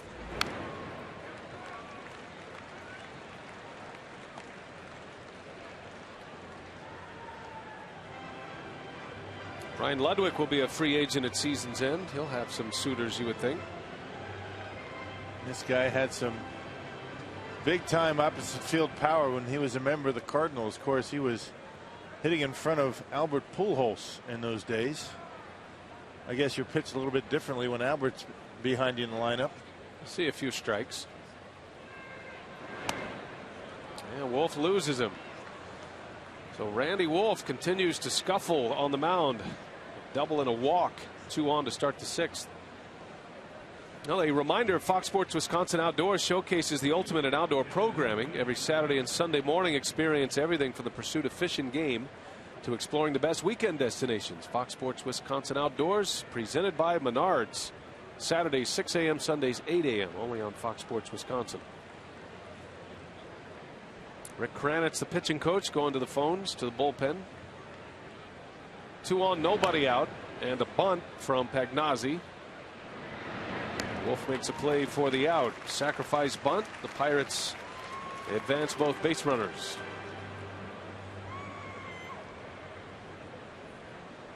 You have to think Hurdle has made up his mind about Ross Ohlendorf, likely to pinch hit for him, as he is at the bottom of his order now. Ohlendorf was one of his better outings this year against a pretty good hitting ball club. Allowed 4 runs in 5 innings. As we talked about, you say you might laugh when you say that, but 2 of his last 3 starts before tonight, he was only able to go 2 innings. He was getting pounded before tonight. Well, Hurdle has already put Ryan Doumit in the on-deck circle, so he has a couple of shots to take the lead here. Ronnie Cedeno with 1 out. About the last guy you want to see up against Randy Wolf. Far and away the best career numbers of any of the Pirates against Randy in the lineup.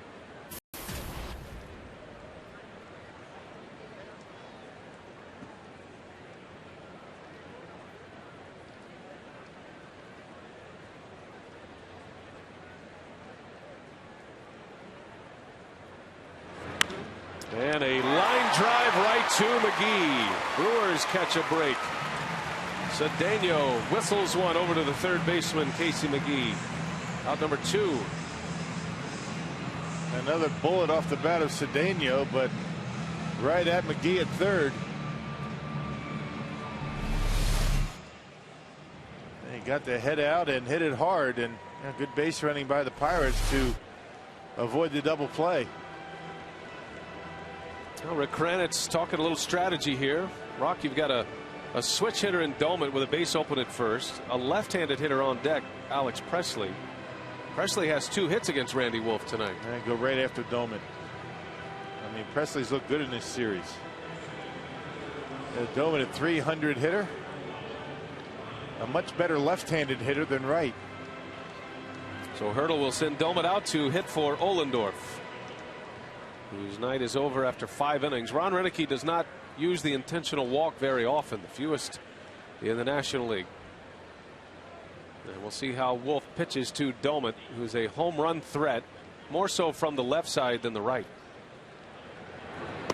Actually, Doumit's numbers this year, unlike previous years, just as good.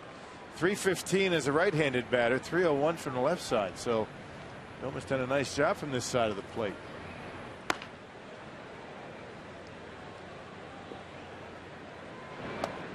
Slow curveball, 2-0 the count on Doumit.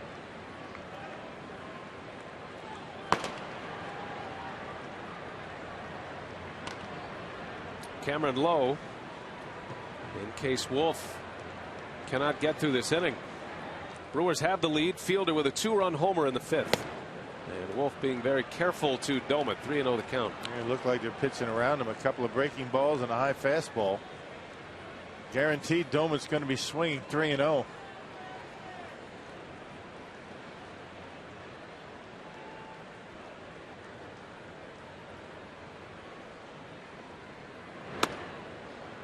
So he walks him on 4 straight. That looked like the unintentional intentional walk to Doumit, just to see if he'd chase. He did not, and now Randy Wolf will deal with Presley. Yeah, first walk of the night, or second walk of the night, I should say, for Doumit. He walked Ludwig this inning. Well, he's been throwing strikes, but a lot of his strikes have been up in his zone. And now it's the young Alex Presley.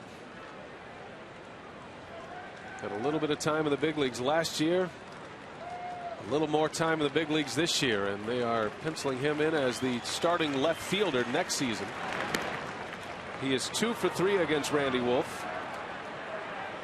2 singles. Likely Wolf's last hitter, regardless of what happens. 2-0.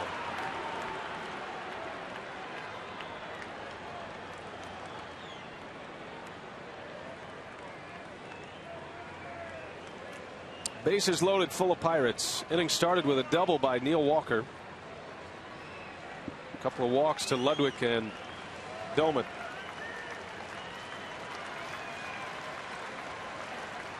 Big pitch coming here. 2-0. And it's outside, ball 3.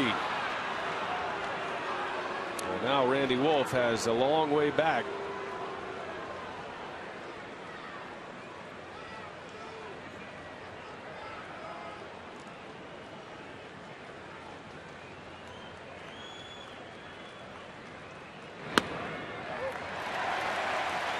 Presley has shown some pop. He homered last night.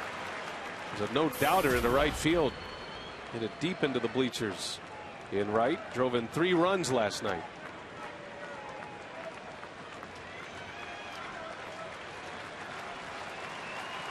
Hitters count on Presley. The 3-1 and a half swing. Did he go? No, he didn't. checks his swing, and that's a bases loaded walk. And we're tied again. Well, the Brewers walked 6 in last night's ball game, and 5 of them came around to score. Before this inning, Randy did not walk a batter, but has 3 in this inning alone after a leadoff double. They pitched around Domit and then just couldn't find the plate to Presley. He wanted Presley with the bases loaded, but just couldn't throw strikes. So back-to-back nights, the Brewers with rough starts from Markham and Randy Wolf. Not the kind of starts you want going into the postseason. Pitching change. We'll take a break, set up the new hurler when we come back.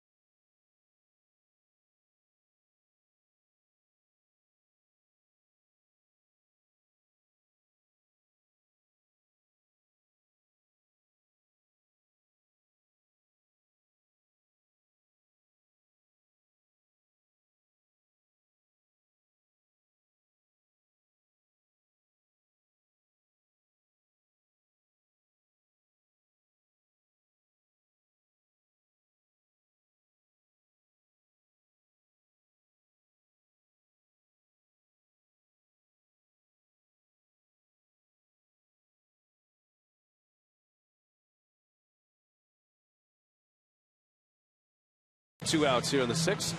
And a reminder that this copyrighted telecast is presented by authority of the Brewers and may not be reproduced or retransmitted in any form. And the accounts and descriptions of this game may not be disseminated without express written consent of the Milwaukee Brewers. Take it to New York. We're watching the batting title race. Jose Reyes, look at this, in the 10th inning, and it's rather the 9th inning. It's Reyes at home at Citi Field. His 3rd hit of the ball game. So Jose Reyes is now hitting .336. How about that hack? You kidding me? Braun at .335. It's all about making contact when you can run like him, right? My goodness. Reds were able to tie it up in the top of the 9th, so that forced Reyes into another at bat, and he made it count, Rock. Yes, he did. Here's Cameron Lowe with the bases loaded. 4-4 game. Josh Harrison at the plate for the Pirates. Looks like a line drive in the box score. Tonight, Ryan Braun is 1 for 2 for the Brewers with a hit and a walk. So the ground ball specialist, Cameron Lowe, with the bases full, trying to retire Harrison to end the inning. Ground ball to third, easy play for McGee, and that's it. So Randy Wolf gives up 4 runs. We're all even as we go to the bottom of the 6th inning.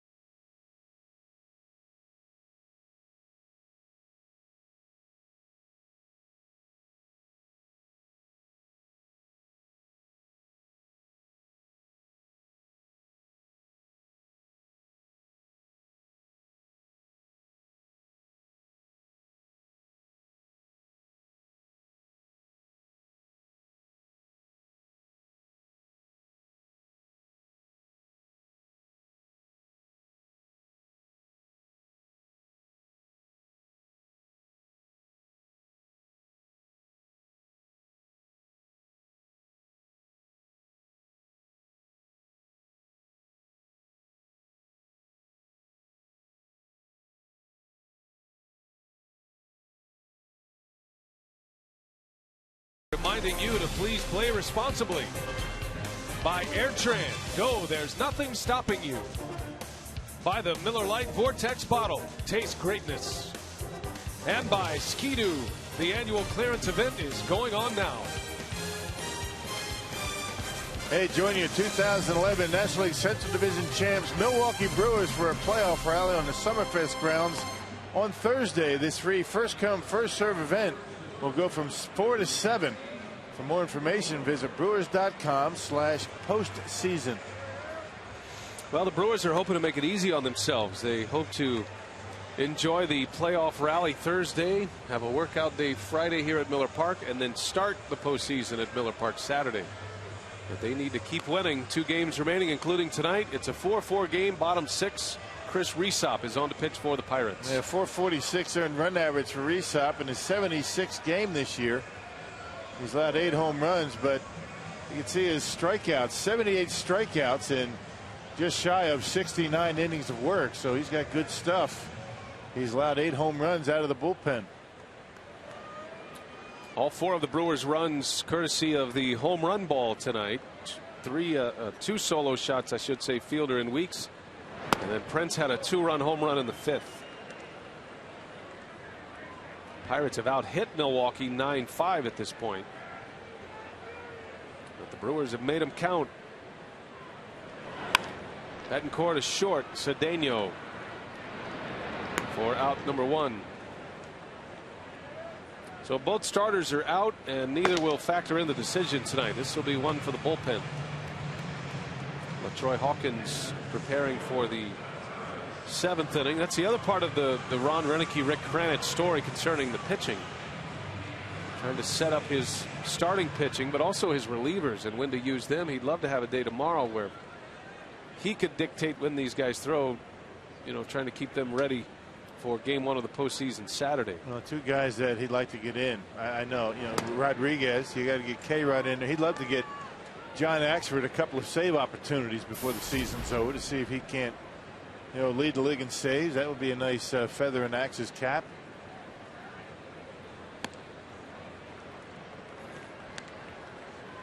Well, John has not thrown all that much in the last 2 weeks. But when he does come in, he looks good. He hasn't missed a beat. Kotaris takes ball 3.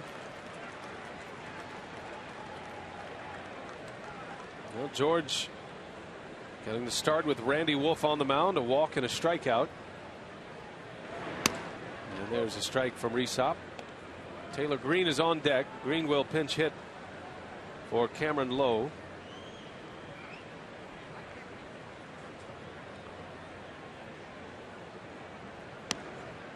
And there's ball 4. So a base runner for the Brew Crew. The 2nd time tonight Kotaris has drawn a walk.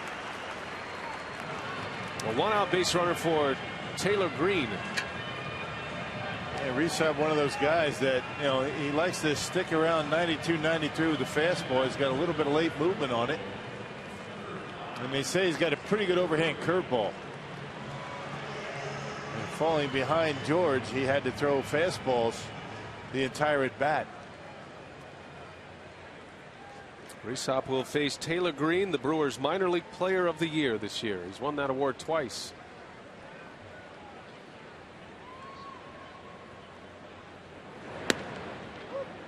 You always want to win the award. It's great to win it once, but as Green says, you don't want to be in the minor leagues long enough to win it twice. But Green had a setback after the 07 Player of the Year award in the minor leagues. Had a broken hand for a hitter. That's a tough injury to come back from. Basically lost an entire season because of it. And he pulls that one through the hole, a base hit. Taylor Green with a single. There's that breaking pitch from Rhysop, but they left it up in the zone, and Green able to muscle it into right field, giving the monster to the dugout. There it is. Check it out. Breaking pitch up and middle in, and although he got it a little bit down on the trademark, able to muscle it into right field. Got to give Green a lot of credit. He's made an impact. When Roenicke's used him off the bench, he has delivered. He's now 5 for 12 as a pinch hitter. .417 batting average coming off the bench. And he is making a strong case for a postseason roster spot. Taylor Green. Ray Searage headed to the mound. Former Brewer, current Pirate pitching coach. I thought they were going to have to plant some new sod from the dugout to the pitcher's mound after yesterday's game. They were wearing out a path, both sides. And the Pirates made 3 pitching changes in the 6th inning. 4 different pitchers.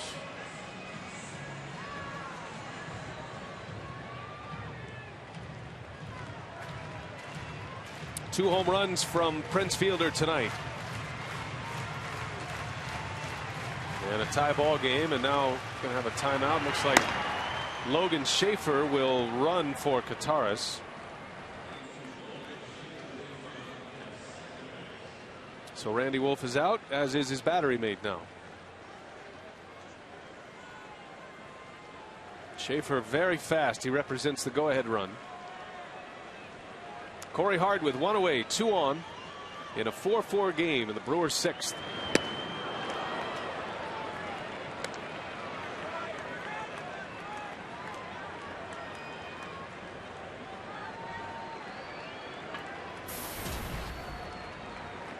Top of the order here, Corey Hart with 25 home runs on the season. Hitless tonight. He's 0 for 3. All 3 outs on the ground.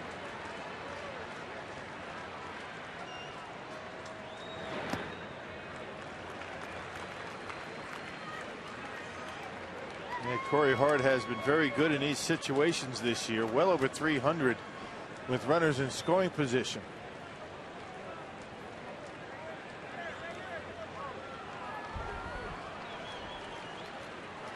It's got Schaefer at second, Taylor Green at first.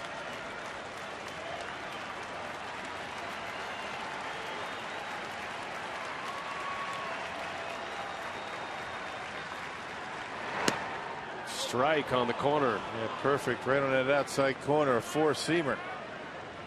96 miles an hour with the heat from Rysop. And the 4-seamer at 96. He'll throw the 2-seam at about 93. Pirates are set up for a double play ball. Hart trying to give the Brewers the lead here in the 6th. Yeah, good block from Pagnazzi. Makes a big difference when a catcher can block pitches in the dirt. Gives the pitcher a lot of confidence to throw his best slider. Now, if he can't block pitches in the dirt, he's not going to see the big leagues. That's a prerequisite to be a catcher. See what Hart gets here. 2-2. This big crowd, a sellout at Miller Park, trying to push him along.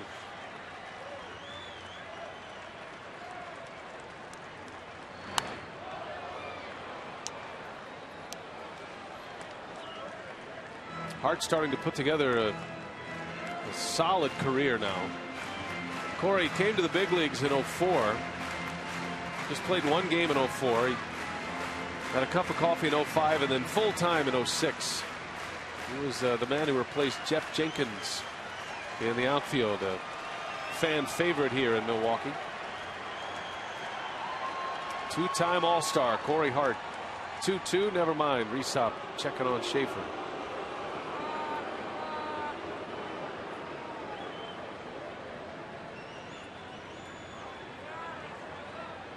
Hart pulled an oblique in spring training before games began. He missed a month of the season, but still able to put up 25 homers, 61 RBIs this year.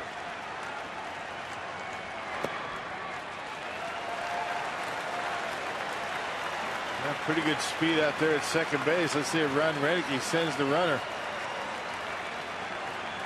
Maybe stay out of the double play with that 2-seam fastball. Rysop gets a lot of ground balls. Rysop has the strikeout stuff as well. Full count. Runner stayed put. Hart swings and misses. Down he goes. Out number 2, Rysop, a big strikeout in the 6th inning there. Went with a slider on a 3-2 count. Good thing the runners weren't moving. Up straight down. That's a good pitch.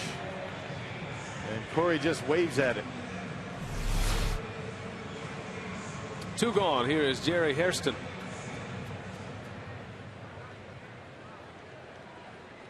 Hitless tonight. He's 0 for 3. Missed a home run by a few feet back in the 5th inning. It was caught near the wall in left field.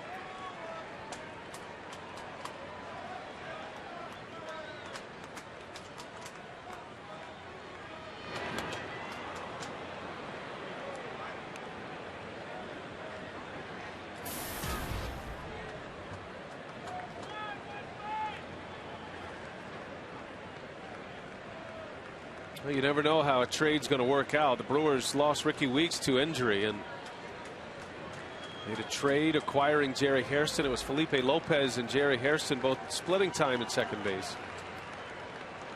Hairston played so well, the Brewers designated Lopez for assignment. He manned second base for the most part during Weeks' absence, and now looks to be a key contributor. This is a guy that's won a World Series with the Yankees back in '09. And Roenicke loves the experience, the fact that he's been to the postseason.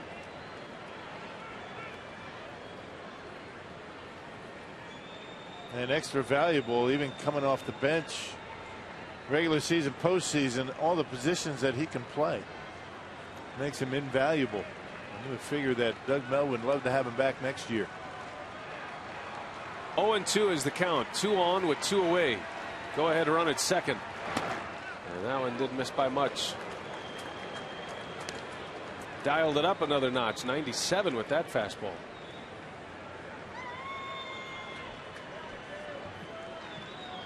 You wonder how this guy's got an ERA at about 4.5 with the stuff he has.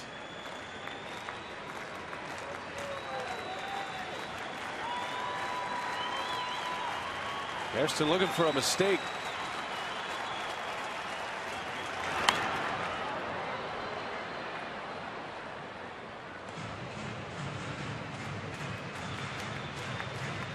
Well, there was a time when the Pirates had Evan Meek healthy, and they were rolling out Rysop, Meek, Hanrahan, everybody throwing in the upper 90s from the 6th inning on, it seemed. Meek's been hurt this year. Hanrahan still closing games and closing games well. Last night he saved the game for the Pirates, his 40th save of the year.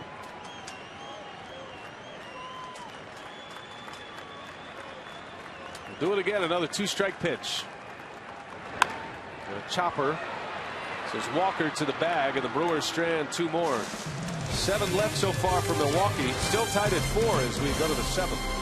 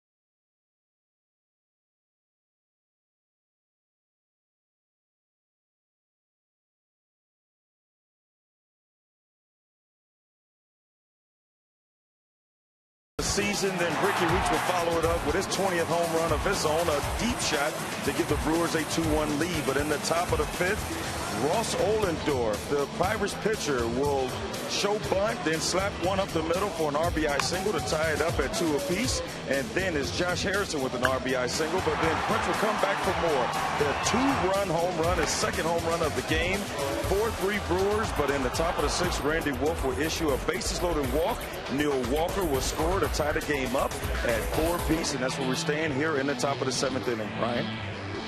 And a battle of the bullpens, and let's send you to Houston. Check in on the action with the Cardinals and the Astros.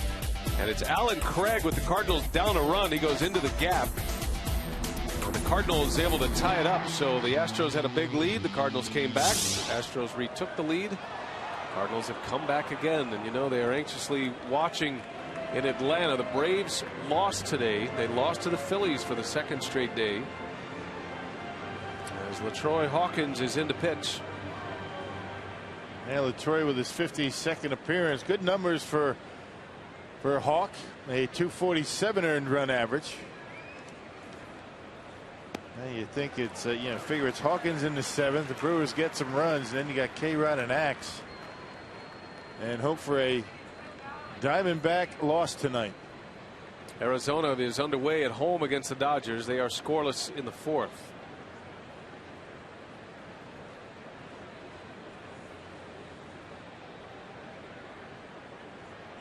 Diamondbacks as Hawkins strikes out McCutchen. Got him on the corner, and one gone in the 7th. Yeah, good cut fastball with 2 strikes, and Andrew McCutchen 0 for 4. Right on the corner, perfect pitch, and Lucroy holds it there for Andy Fletcher. One away for Hawkins. Derek Lee coming up. Arizona setting up their starting rotation as well. So tonight, Kirk Gibson has his top prospect in the minor league system pitching, Jared Parker, who most recently pitched the Mobile Bay Bears into the Southern League Championship. As Lee whistles one to center field, a base hit. So you can get the best postseason coverage from your home for Brewers baseball. Tune in to Fox Sports Wisconsin after every Brewers postseason game for exclusive insight and analysis on Brewers Live. Watch Brewers Live after every Brewer playoff game. Fox Sports Wisconsin. Diamondbacks go with this kid Jared Parker, making his major league debut tonight, and he's pitched well. He's given up just 1 hit. 3 1/3 scoreless. Pulled him up from Double-A. He's one of the top 50 prospects in all of baseball.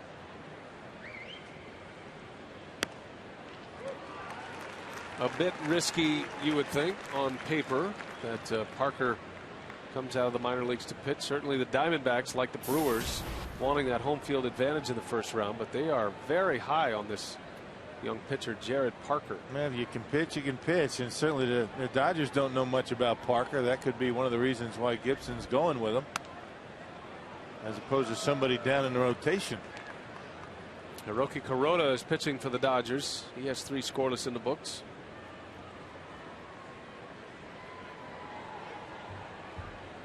So they are in the 4th inning now in Phoenix, scoreless.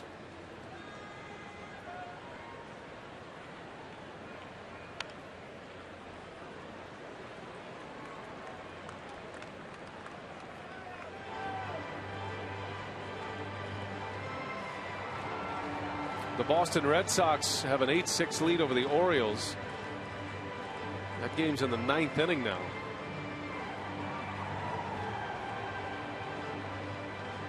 Tampa Bay has already won. The Rays beat the Yankees again 5-3.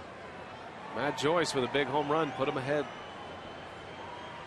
It was Soriano who gave it up for the Yankees. That one's hit well, deep left center, long run for Hairston, and he makes the catch. Jerry Hairston up against the wall. How about that play from Jerry Hairston Jr.? Wow. Well, Hairston and the baseball got to the wall all at the same time. And Hairston, a big collision, able to hold on to it. I thought that ball was out. That ball went off the bat. I thought it was a home run. Boy, Hairston taking his eye off the baseball. Boy, an invaluable defender, Jerry Hairston Jr. Any way you put him, he's not going to hurt you defensively. And a heck of a play out there in center field. I think LaTroy, thought what I thought. I think he thought that was a home run. Walker put a good swing on it. Hairston, 35 years young, runs that one down and crashes into the wall. Ludwig on the ground to second base. Weeks makes the play, and the Brewers out of the inning. Outstanding defense. Great play by Jerry Hairston. 4-4 ball game, and you're watching the Brewers and the Pirates on Fox Sports Wisconsin, presented by Ski-Doo.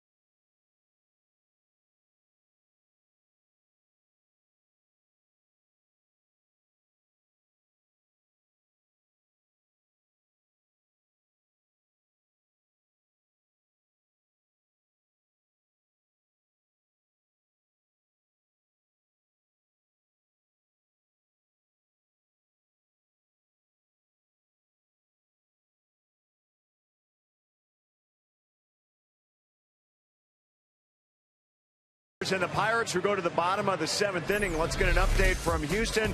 St. Louis Cardinals, Ryan Theriot, a 2-run double, and St. Louis scores 2 here and adds 1 more, so they have a 9-6 lead now.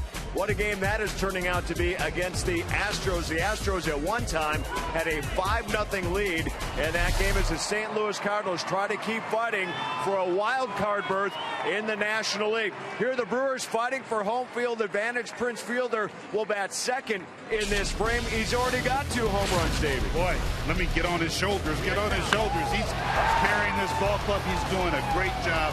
I tell you, he is so focused, and you like to see that heading into the playoffs. 37 home runs, only 1 off the National League lead right now. Kemp leading with 38. So we'll keep track of those numbers, Ryan Braun's batting race numbers, and of course the playoff situation and how the scenario plays out, plus get inside the Brewer clubhouse. Guys, coming up on Brewers Live. Brian? Yeah, a lot of stew cooking up here tonight at Miller Park. Braun starts it and squares to bunt. The new pitcher is Jared Hughes. We saw him last night. Big man on the mound. Jared Hughes gave up a couple of runs in 2/3 of an inning last night. And made his major league debut on September 7th against the Astros. So just called up and throwing the baseball pretty good. He's been scored upon only twice in his first 11 major league games. Yesterday Hughes got 2 outs quickly and then put a couple of runners on via hit and a walk. He was taken out before he faced Ryan Braun. Braun pinch hit last night. Francisco Rodriguez preparing for the 8th. All tied at 4 at Miller Park. Saw a beautiful catch by Jerry Hairston Jr. last inning that brought this crowd to its feet. Braun trying to do it again.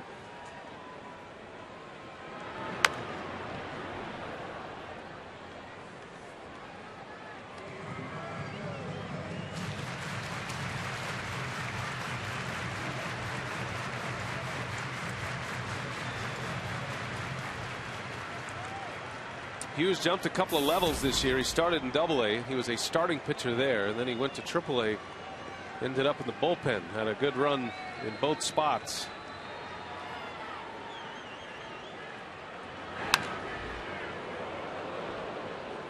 From Altoona to Indianapolis to the big leagues, matching up against Ryan Braun in the 7th inning of a tie game. And a mountain of a man out there on the mound. He throws pretty good. Got a lot of big strapping pitchers out there in that Pirates bullpen.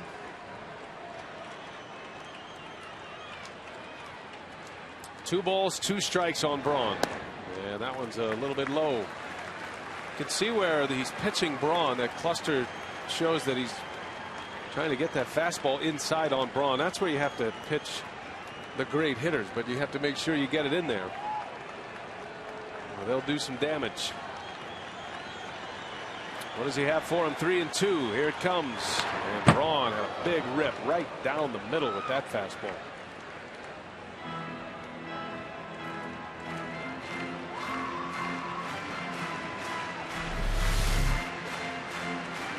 And a pretty good pitch to hit right there, a hanging slider, and he fouled it straight back.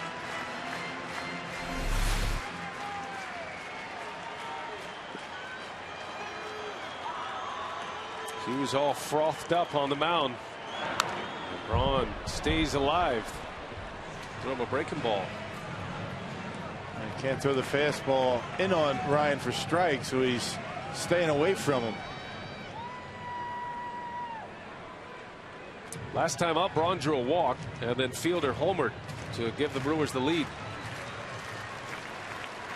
Ryan in a battle with Jose Reyes of the Mets for a batting title. 3-2, and that one's inside. Ball 4. With 9-pitch at bat, Braun draws the walk.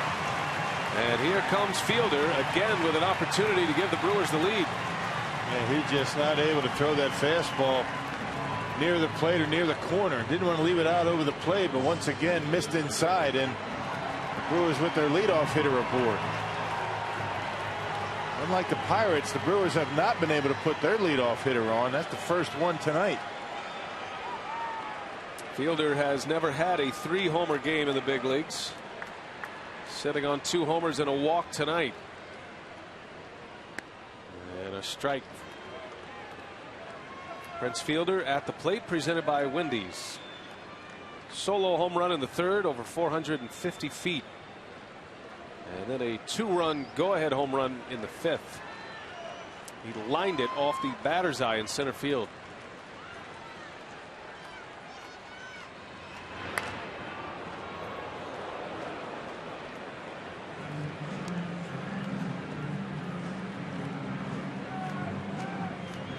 Braun and Fielder have been so good together these 5 years. They're a victim of their own success. You almost expect them to come through in spots like this because they've done it so often. And most of the time they do. Fielder down 0-2. And that one's hit well right field. Did he get it? Back is Ludwig. And it's gone! A home run! He's done it again! The 3rd home run of the game for Fielder, and the Brewers have the lead.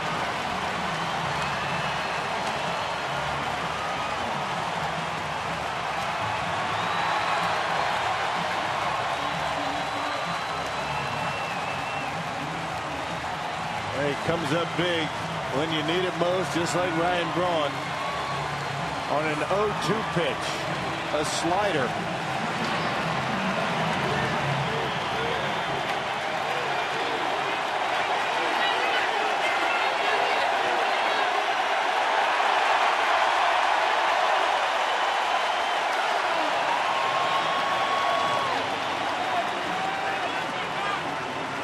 What a moment. And you wonder why he leads the league in intentional walks, right? That's why. He also now leads the league in home runs. Prince Fielder with his 3rd homer of the game, joining Corey Hart and Casey McGee with 3 homer games this season. Stay hot, big man. His 1st homer tied it. His 2nd homer put the Brewers ahead. And his 3rd homer puts the Brewers on top. What a night.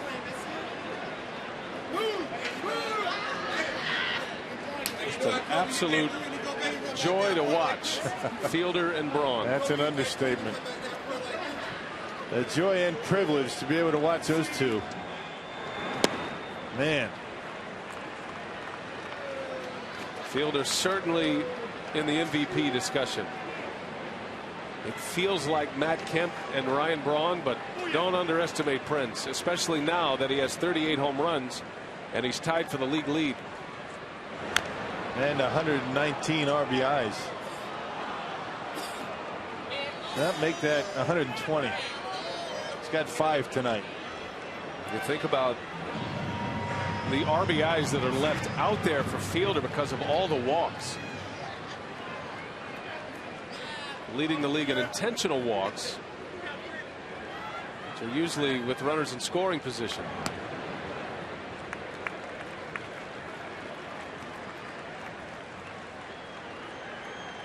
But Fielder, as much as he's accomplished in his career, he's never had a 3-homer game in the big leagues until tonight.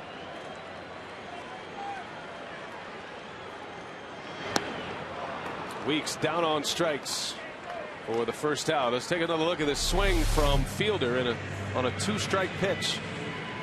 Yep, an 0-2 breaking ball that was right down the middle of the plate, but down in the zone. And Prince got it on the trademark a little bit. He really didn't crush it, but as strong as he is, he doesn't have to. He got it high and dropped it into the seats out there. A little bit off the end. And just enough. Makes it a 6-4 Milwaukee lead. By the way, Prince Fielder is now hitting .299. That was a little bit hasty a couple innings ago, wasn't it? The wise old analyst that once said Fielders might not be able to get to 300 this year. Fall a little bit short. You did that on purpose, I know it. Just to fire him up. Because he needs a little prodding.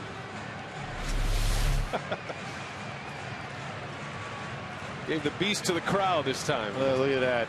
Boy, to be Prince Fielder, huh? The adrenaline that you get when you jump up on those steps like that and that crowd going crazy. That's what they live for. That's why they play the game. You can talk all you want about the money, but it's not about that. And those spots.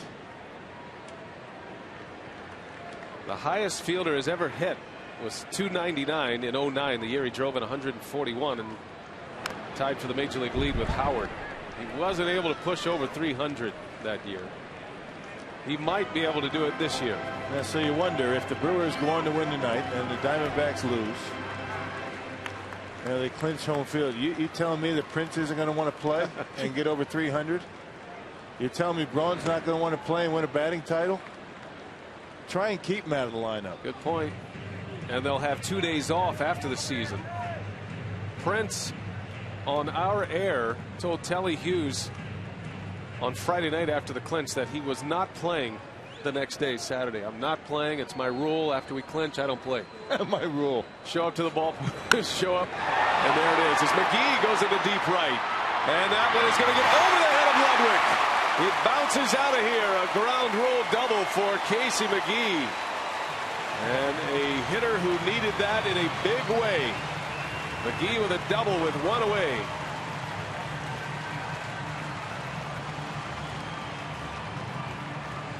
Well, and he does it the way he did all of last year, driving it to the opposite field, waiting back, not jumping at the baseball, and Ludwig not able to get there, and one hops over the fence for a double.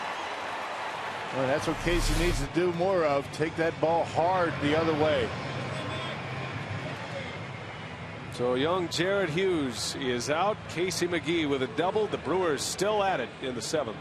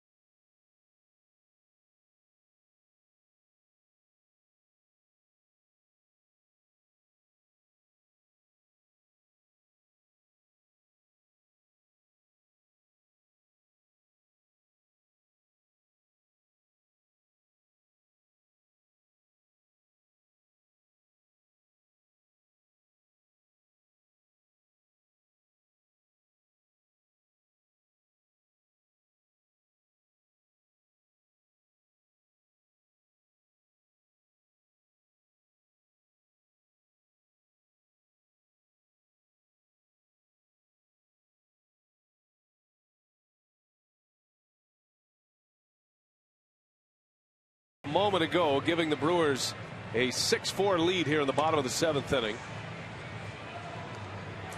Young Jared Hughes is out. Hughes giving up 2 runs on 2 hits, still a runner at second base, his responsibility. And Tony Watson, the left-hander, coming out of the Pirates bullpen. The Brewers sending out Carlos Gomez to pinch run for McGee. So Casey is out. Obviously Gomez go to center field and Hairston over to third base. Yeah, Watson came in last night in the 6th inning. One batter he faced, Prince Fielder, a base hit to score a run, and he was out. 4 left-handers down in that Pirates bullpen. They've got a number of pitchers that they can go to.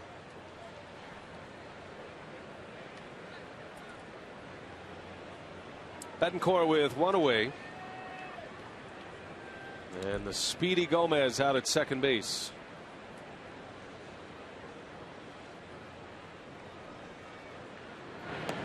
Good for Casey McGee. That double snapped an 0 for 15 run at the plate. And like you said, Rock, that was the kind of at-bat ball flight that you're used to seeing from McGee when he's right. Yeah, that's when he's at his best. Gaps the gap. Left center to right center with authority. Casey finishes 1 for 4. And Gomez takes off now in a rundown. Not the easiest guy to take care of in a rundown, and he is tagged out by Cedeno. So wipes out the base runner at second base. Inside move from Tony Watson, and he caught Gomez trying to steal. Yeah, Gomez took off a little bit too early. Yeah, those left-handers, right-hander too, or the man at second, they can hang that leg up there, wait for the runner to commit, and then do what he wants. Do the inside move, go to home plate. There it is right there. Good job by Watson. A 1-4-5 put out. So 2 gone now. Here's Betancourt with a 1-0 count.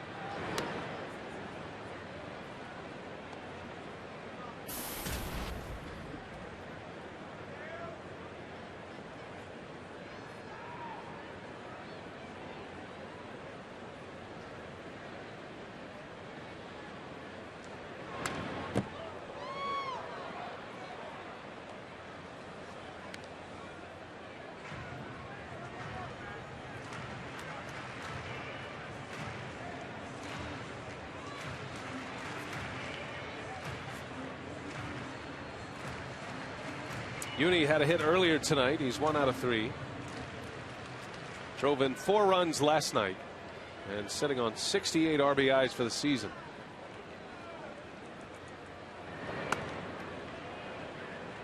Man, that was actually 1-4 to 5-6. I forgot about Cedeno. I can't leave out the 6. Maybe 2 too many throws, but a caught stealing nonetheless.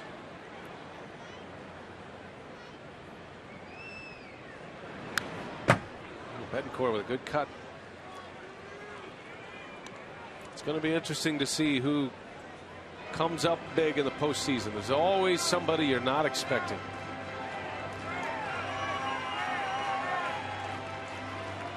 Talk to Ron Renicky, and he always drops names like McGee and Betancourt, guys who can kind of wipe the slate clean. I think Betancourt has actually put together a pretty good season with 13 homers and 68 RBIs. And a swing and a miss. He strikes out. Inning is over. But Prince Fielder puts the Brewers back on top. How about Prince tonight? Not 1, not 2, but 3 home runs. And there's a good chance he's going to hit again. 6-4 Milwaukee. To the 8th we go.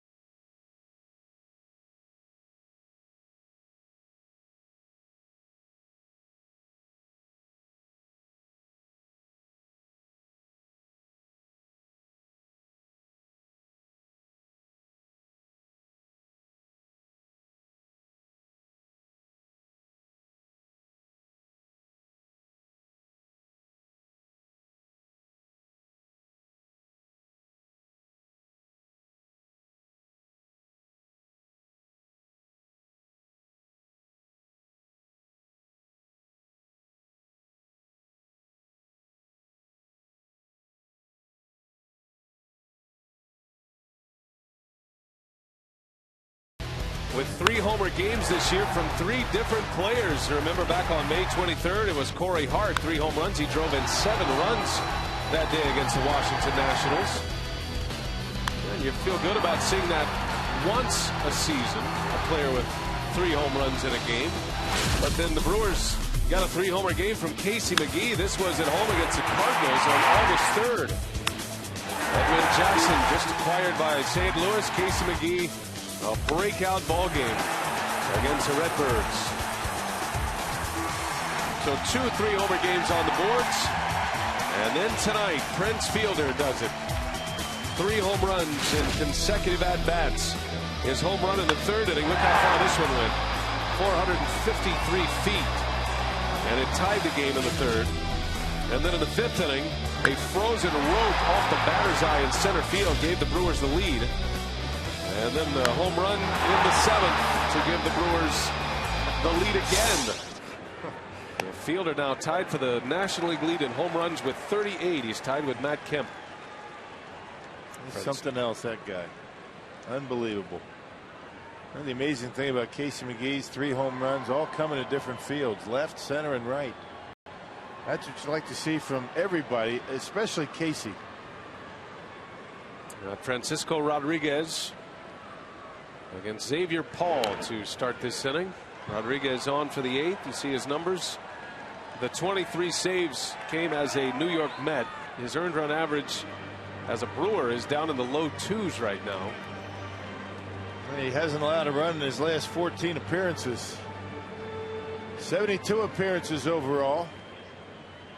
And a .271 earned run average.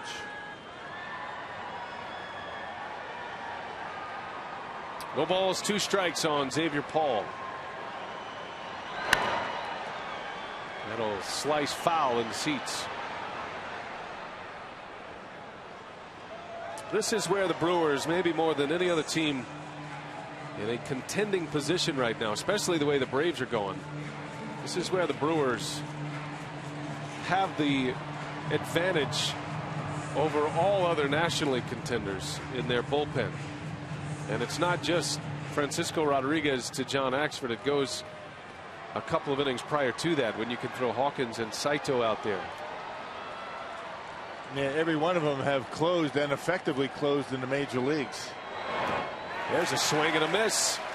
And Lucroy able to slap the tag on Paul. Nice play by the Brewer catcher. Secures the strikeout for K-Rod. Now you get ahead in the count, and then you throw that devastating changeup, and it's awfully difficult to figure it out, know it's coming, and lay off of it. Our Miller Lite What's on Tap. We wrap up the regular season tomorrow. Brewers and the Pirates on the air at 6:30. Zach Greinke will start for Milwaukee. And depending on what happens tonight with the Brewers and what happens later tonight with the Diamondbacks, Greinke will either make it a tune-up start for game 2 of the LDS, or he will try to go as long as he can and give the Brewers a chance to win outright. The Brewers' magic number for home field advantage is 2.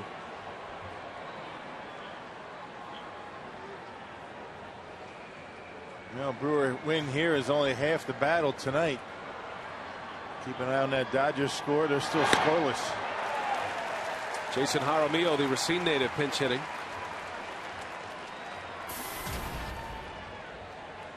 Ball and a strike on Jaramillo. 6-4 Brewers. Prince Fielder with 5 RBIs on the strength of 3 homers tonight. There's a strike. 1-2 the count. The Brewers have had 3 homer games on 7 occasions in. Let me check that. Let me reread this note I just got. I beg your pardon.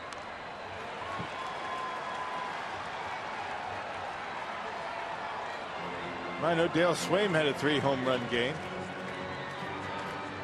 I believe that was 1987.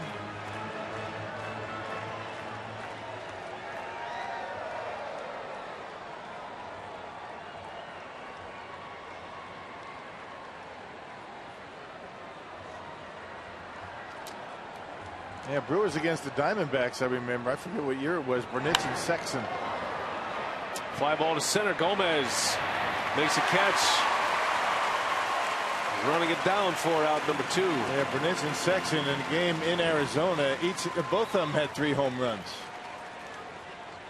So how rare is that?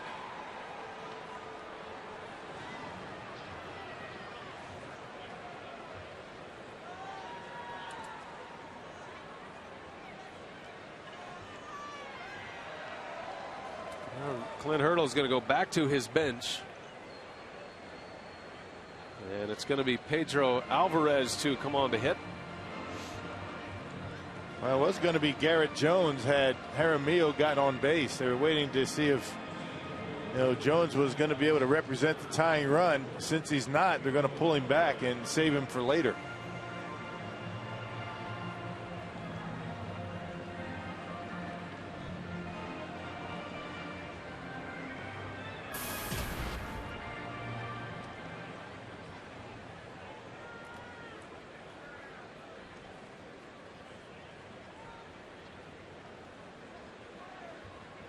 Two outs, nobody on for Alvarez, who breaks his bat.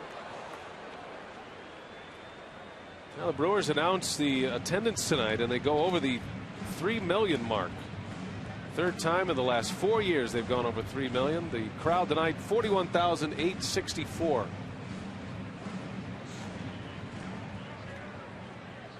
What an incredible season at the gate.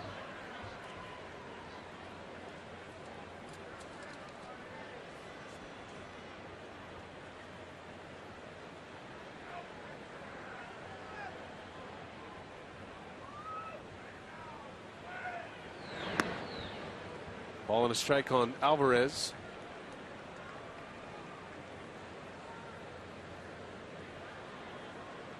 Last time the Brewers had 3 players with 3 home runs in a game, it was back in '01, the first year of Miller Park, the year Rock's remembering.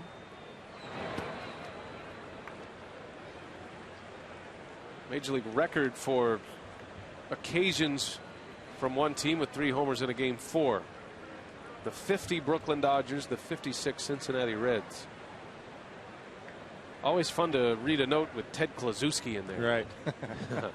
He was on that 56 Reds team. He and Gus Bell.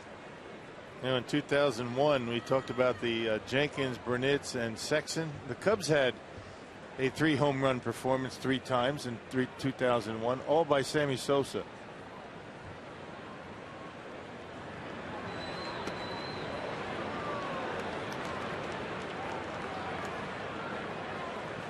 Well, if somebody hits 3 home runs in a game tomorrow, the Brewers will tie another Major League record. There you go. Why not? Set another one.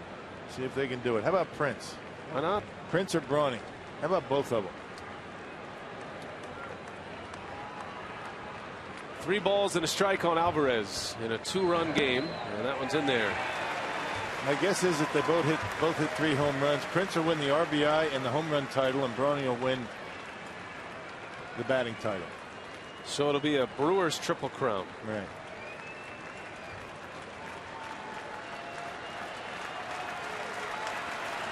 Full count to Pedro Alvarez. K-Rod trying to strike him out, and a foul tip just hung in there.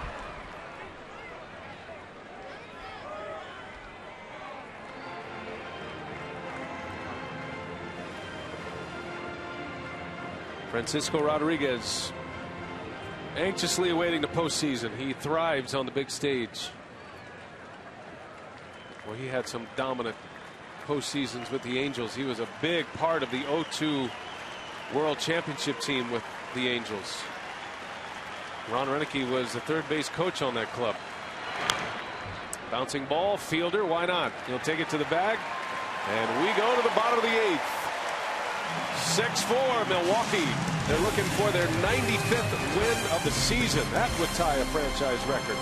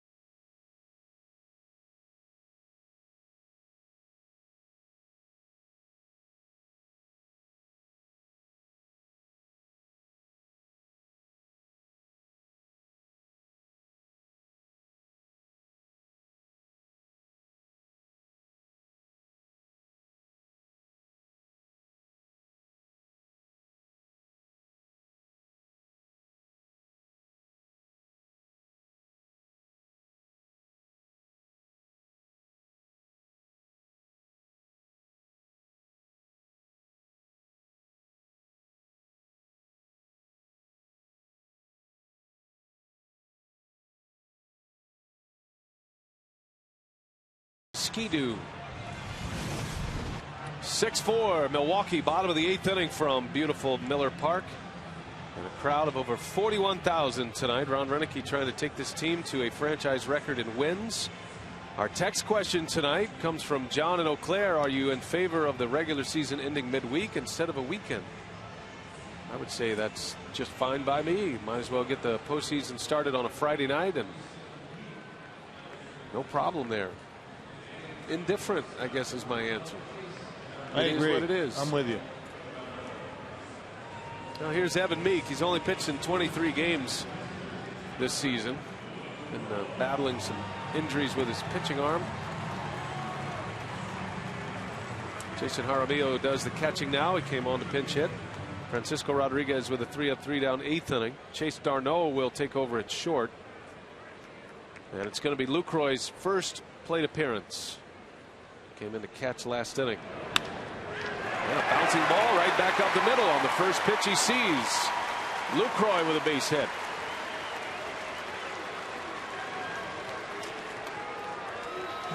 Hey, get the bottom of the order going, and good things are going to happen for this ball club in the postseason. You know, with the way the top of the order has been swinging the bat.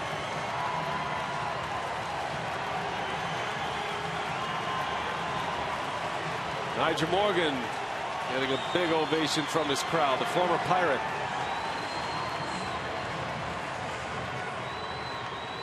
Yeah, dude, you get your tee up like this, man.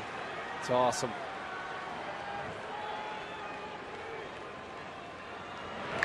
Morgan drops a bunt down. Meek to first base for the out.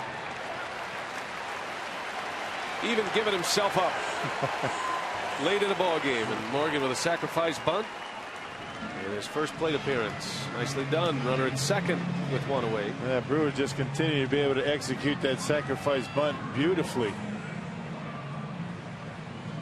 Able to advance base runners, and now the top of the order coming up with a man at second base. Well, if you're looking ahead, the Brewers need 2 more base runners to get Fielder to the plate.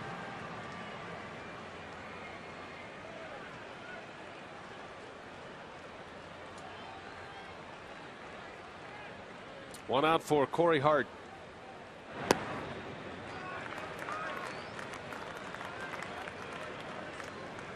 Prince Fielder with a 3-home run game. And everybody here hoping that he gets another chance. It's another at bat.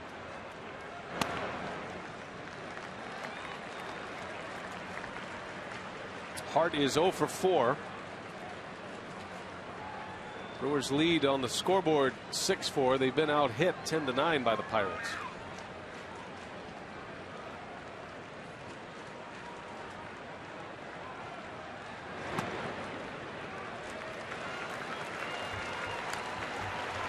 Meek certainly does not look the same.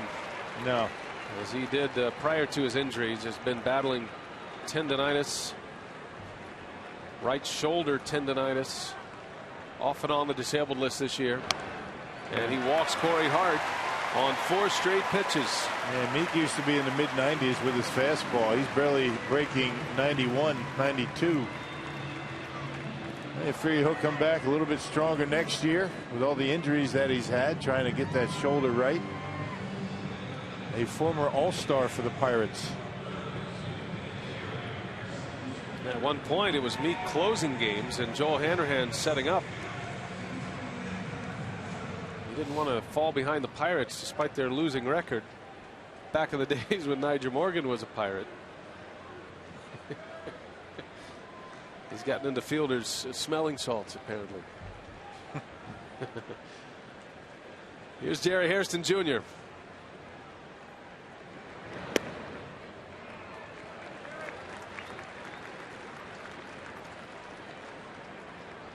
What a team, partner. Yeah, these guys are something special. Never been around a team that gets along as well as these guys do. They work together, they play hard, and have a good time. And you got to give the players a lot of credit for that. They work hard to be that way. Fielder was talking about the clubhouse and that, you know, guys There's not that clubhouse cop in there that's bogging everybody down. They allow you to be your own personality, but it comes with some responsibility as well. You better produce. As long as you're playing well, do what you want. Fielder is the ringleader. And I think the coaching staff has a lot to do with it as well. The coaches are the last line of defense to the manager, and every coach has his individual group that he's responsible for. So anything that might come up or fester, or they turn into the psychologist of the team. Renick's set up a great coaching staff here and trust them a great deal, and the players give it right back. And Ron Renick relies a lot on guys like Counsell and Kotze and LaTroy Hawkins, and guys like that, the veterans, to use as a sounding board to see how things are going in the clubhouse, making sure everybody's happy.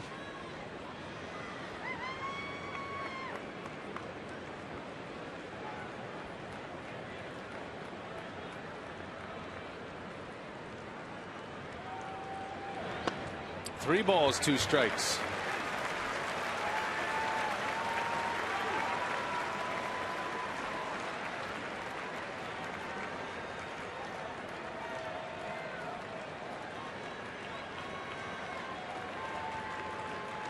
Ryan Braun on deck.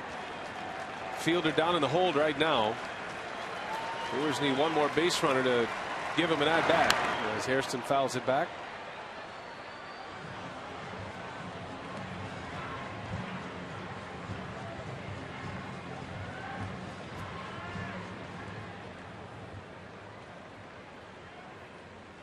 Fielder is pretty confident he's going to hit.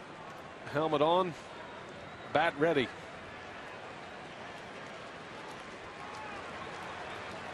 Two on, one away. And a 6-4 Milwaukee lead in the 8th.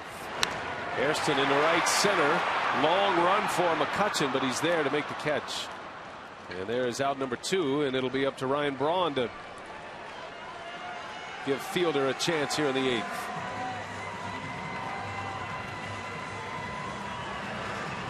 Another good at bat by Jerry Hairston.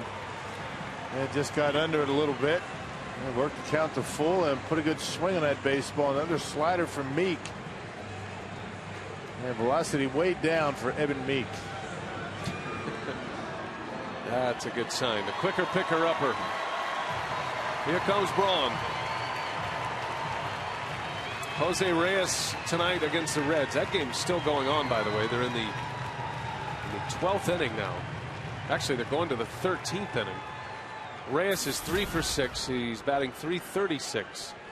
Braun's at .335. He is 1 for 2 with 2 walks. Has twice walked in front of Fielder home runs. Throw to first, close play, and Hart is out. A pickoff at first. Hart got caught napping, and Fielder hoping he doesn't have to hit again because the Axeman is coming on. Save situation. We could tie the National League lead with a save tonight. 6-4 Brew Crew. We go to the 9th.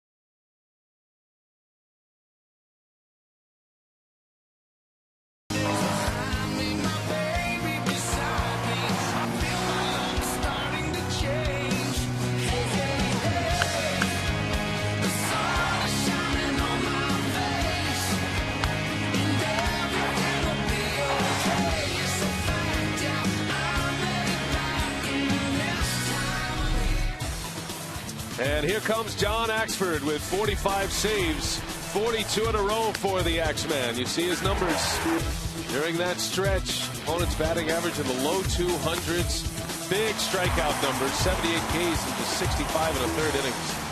And Axford trying to send this Brewers ball club of 2011 to their 95th win, and to send the Brewers to the most wins in franchise history. They'll join 2 other Brewers teams. You see the numbers on Axford this year.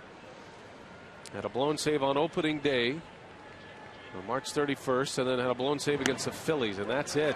Yep, 42 in a row. Nails this one down. He will tie for the league lead with Craig Kimbrell of the Atlanta Braves with 46. J.J. Putz with the Diamondbacks at 45. Alex Presley leading off. Slaps one foul.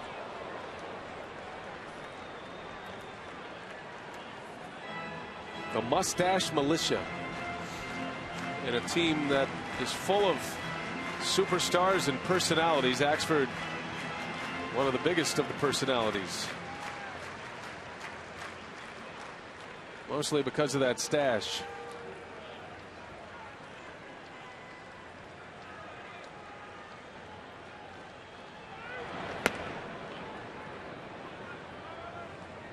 Well, it's exciting to think about the rest of the country as the Brewers go into the postseason. Those who have not followed the Brewers, about ready to meet this great club and some of these big personalities.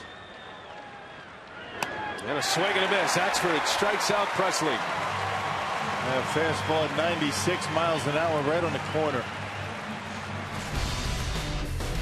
Powerball home run count. Rock, we take it back to the Ricky Weeks home run. And even though fielders hit 3, the one that dropped jaws was Weeks' 470-foot home run, his 20th of the year. The longest home run by a right-handed batter in the history of Miller Park. Yep, and his first home run since returning from the disabled list.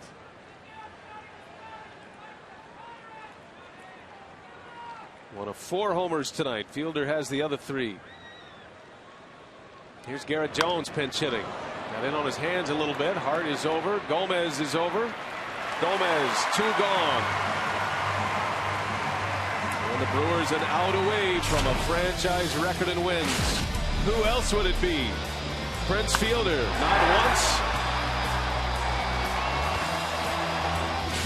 not twice,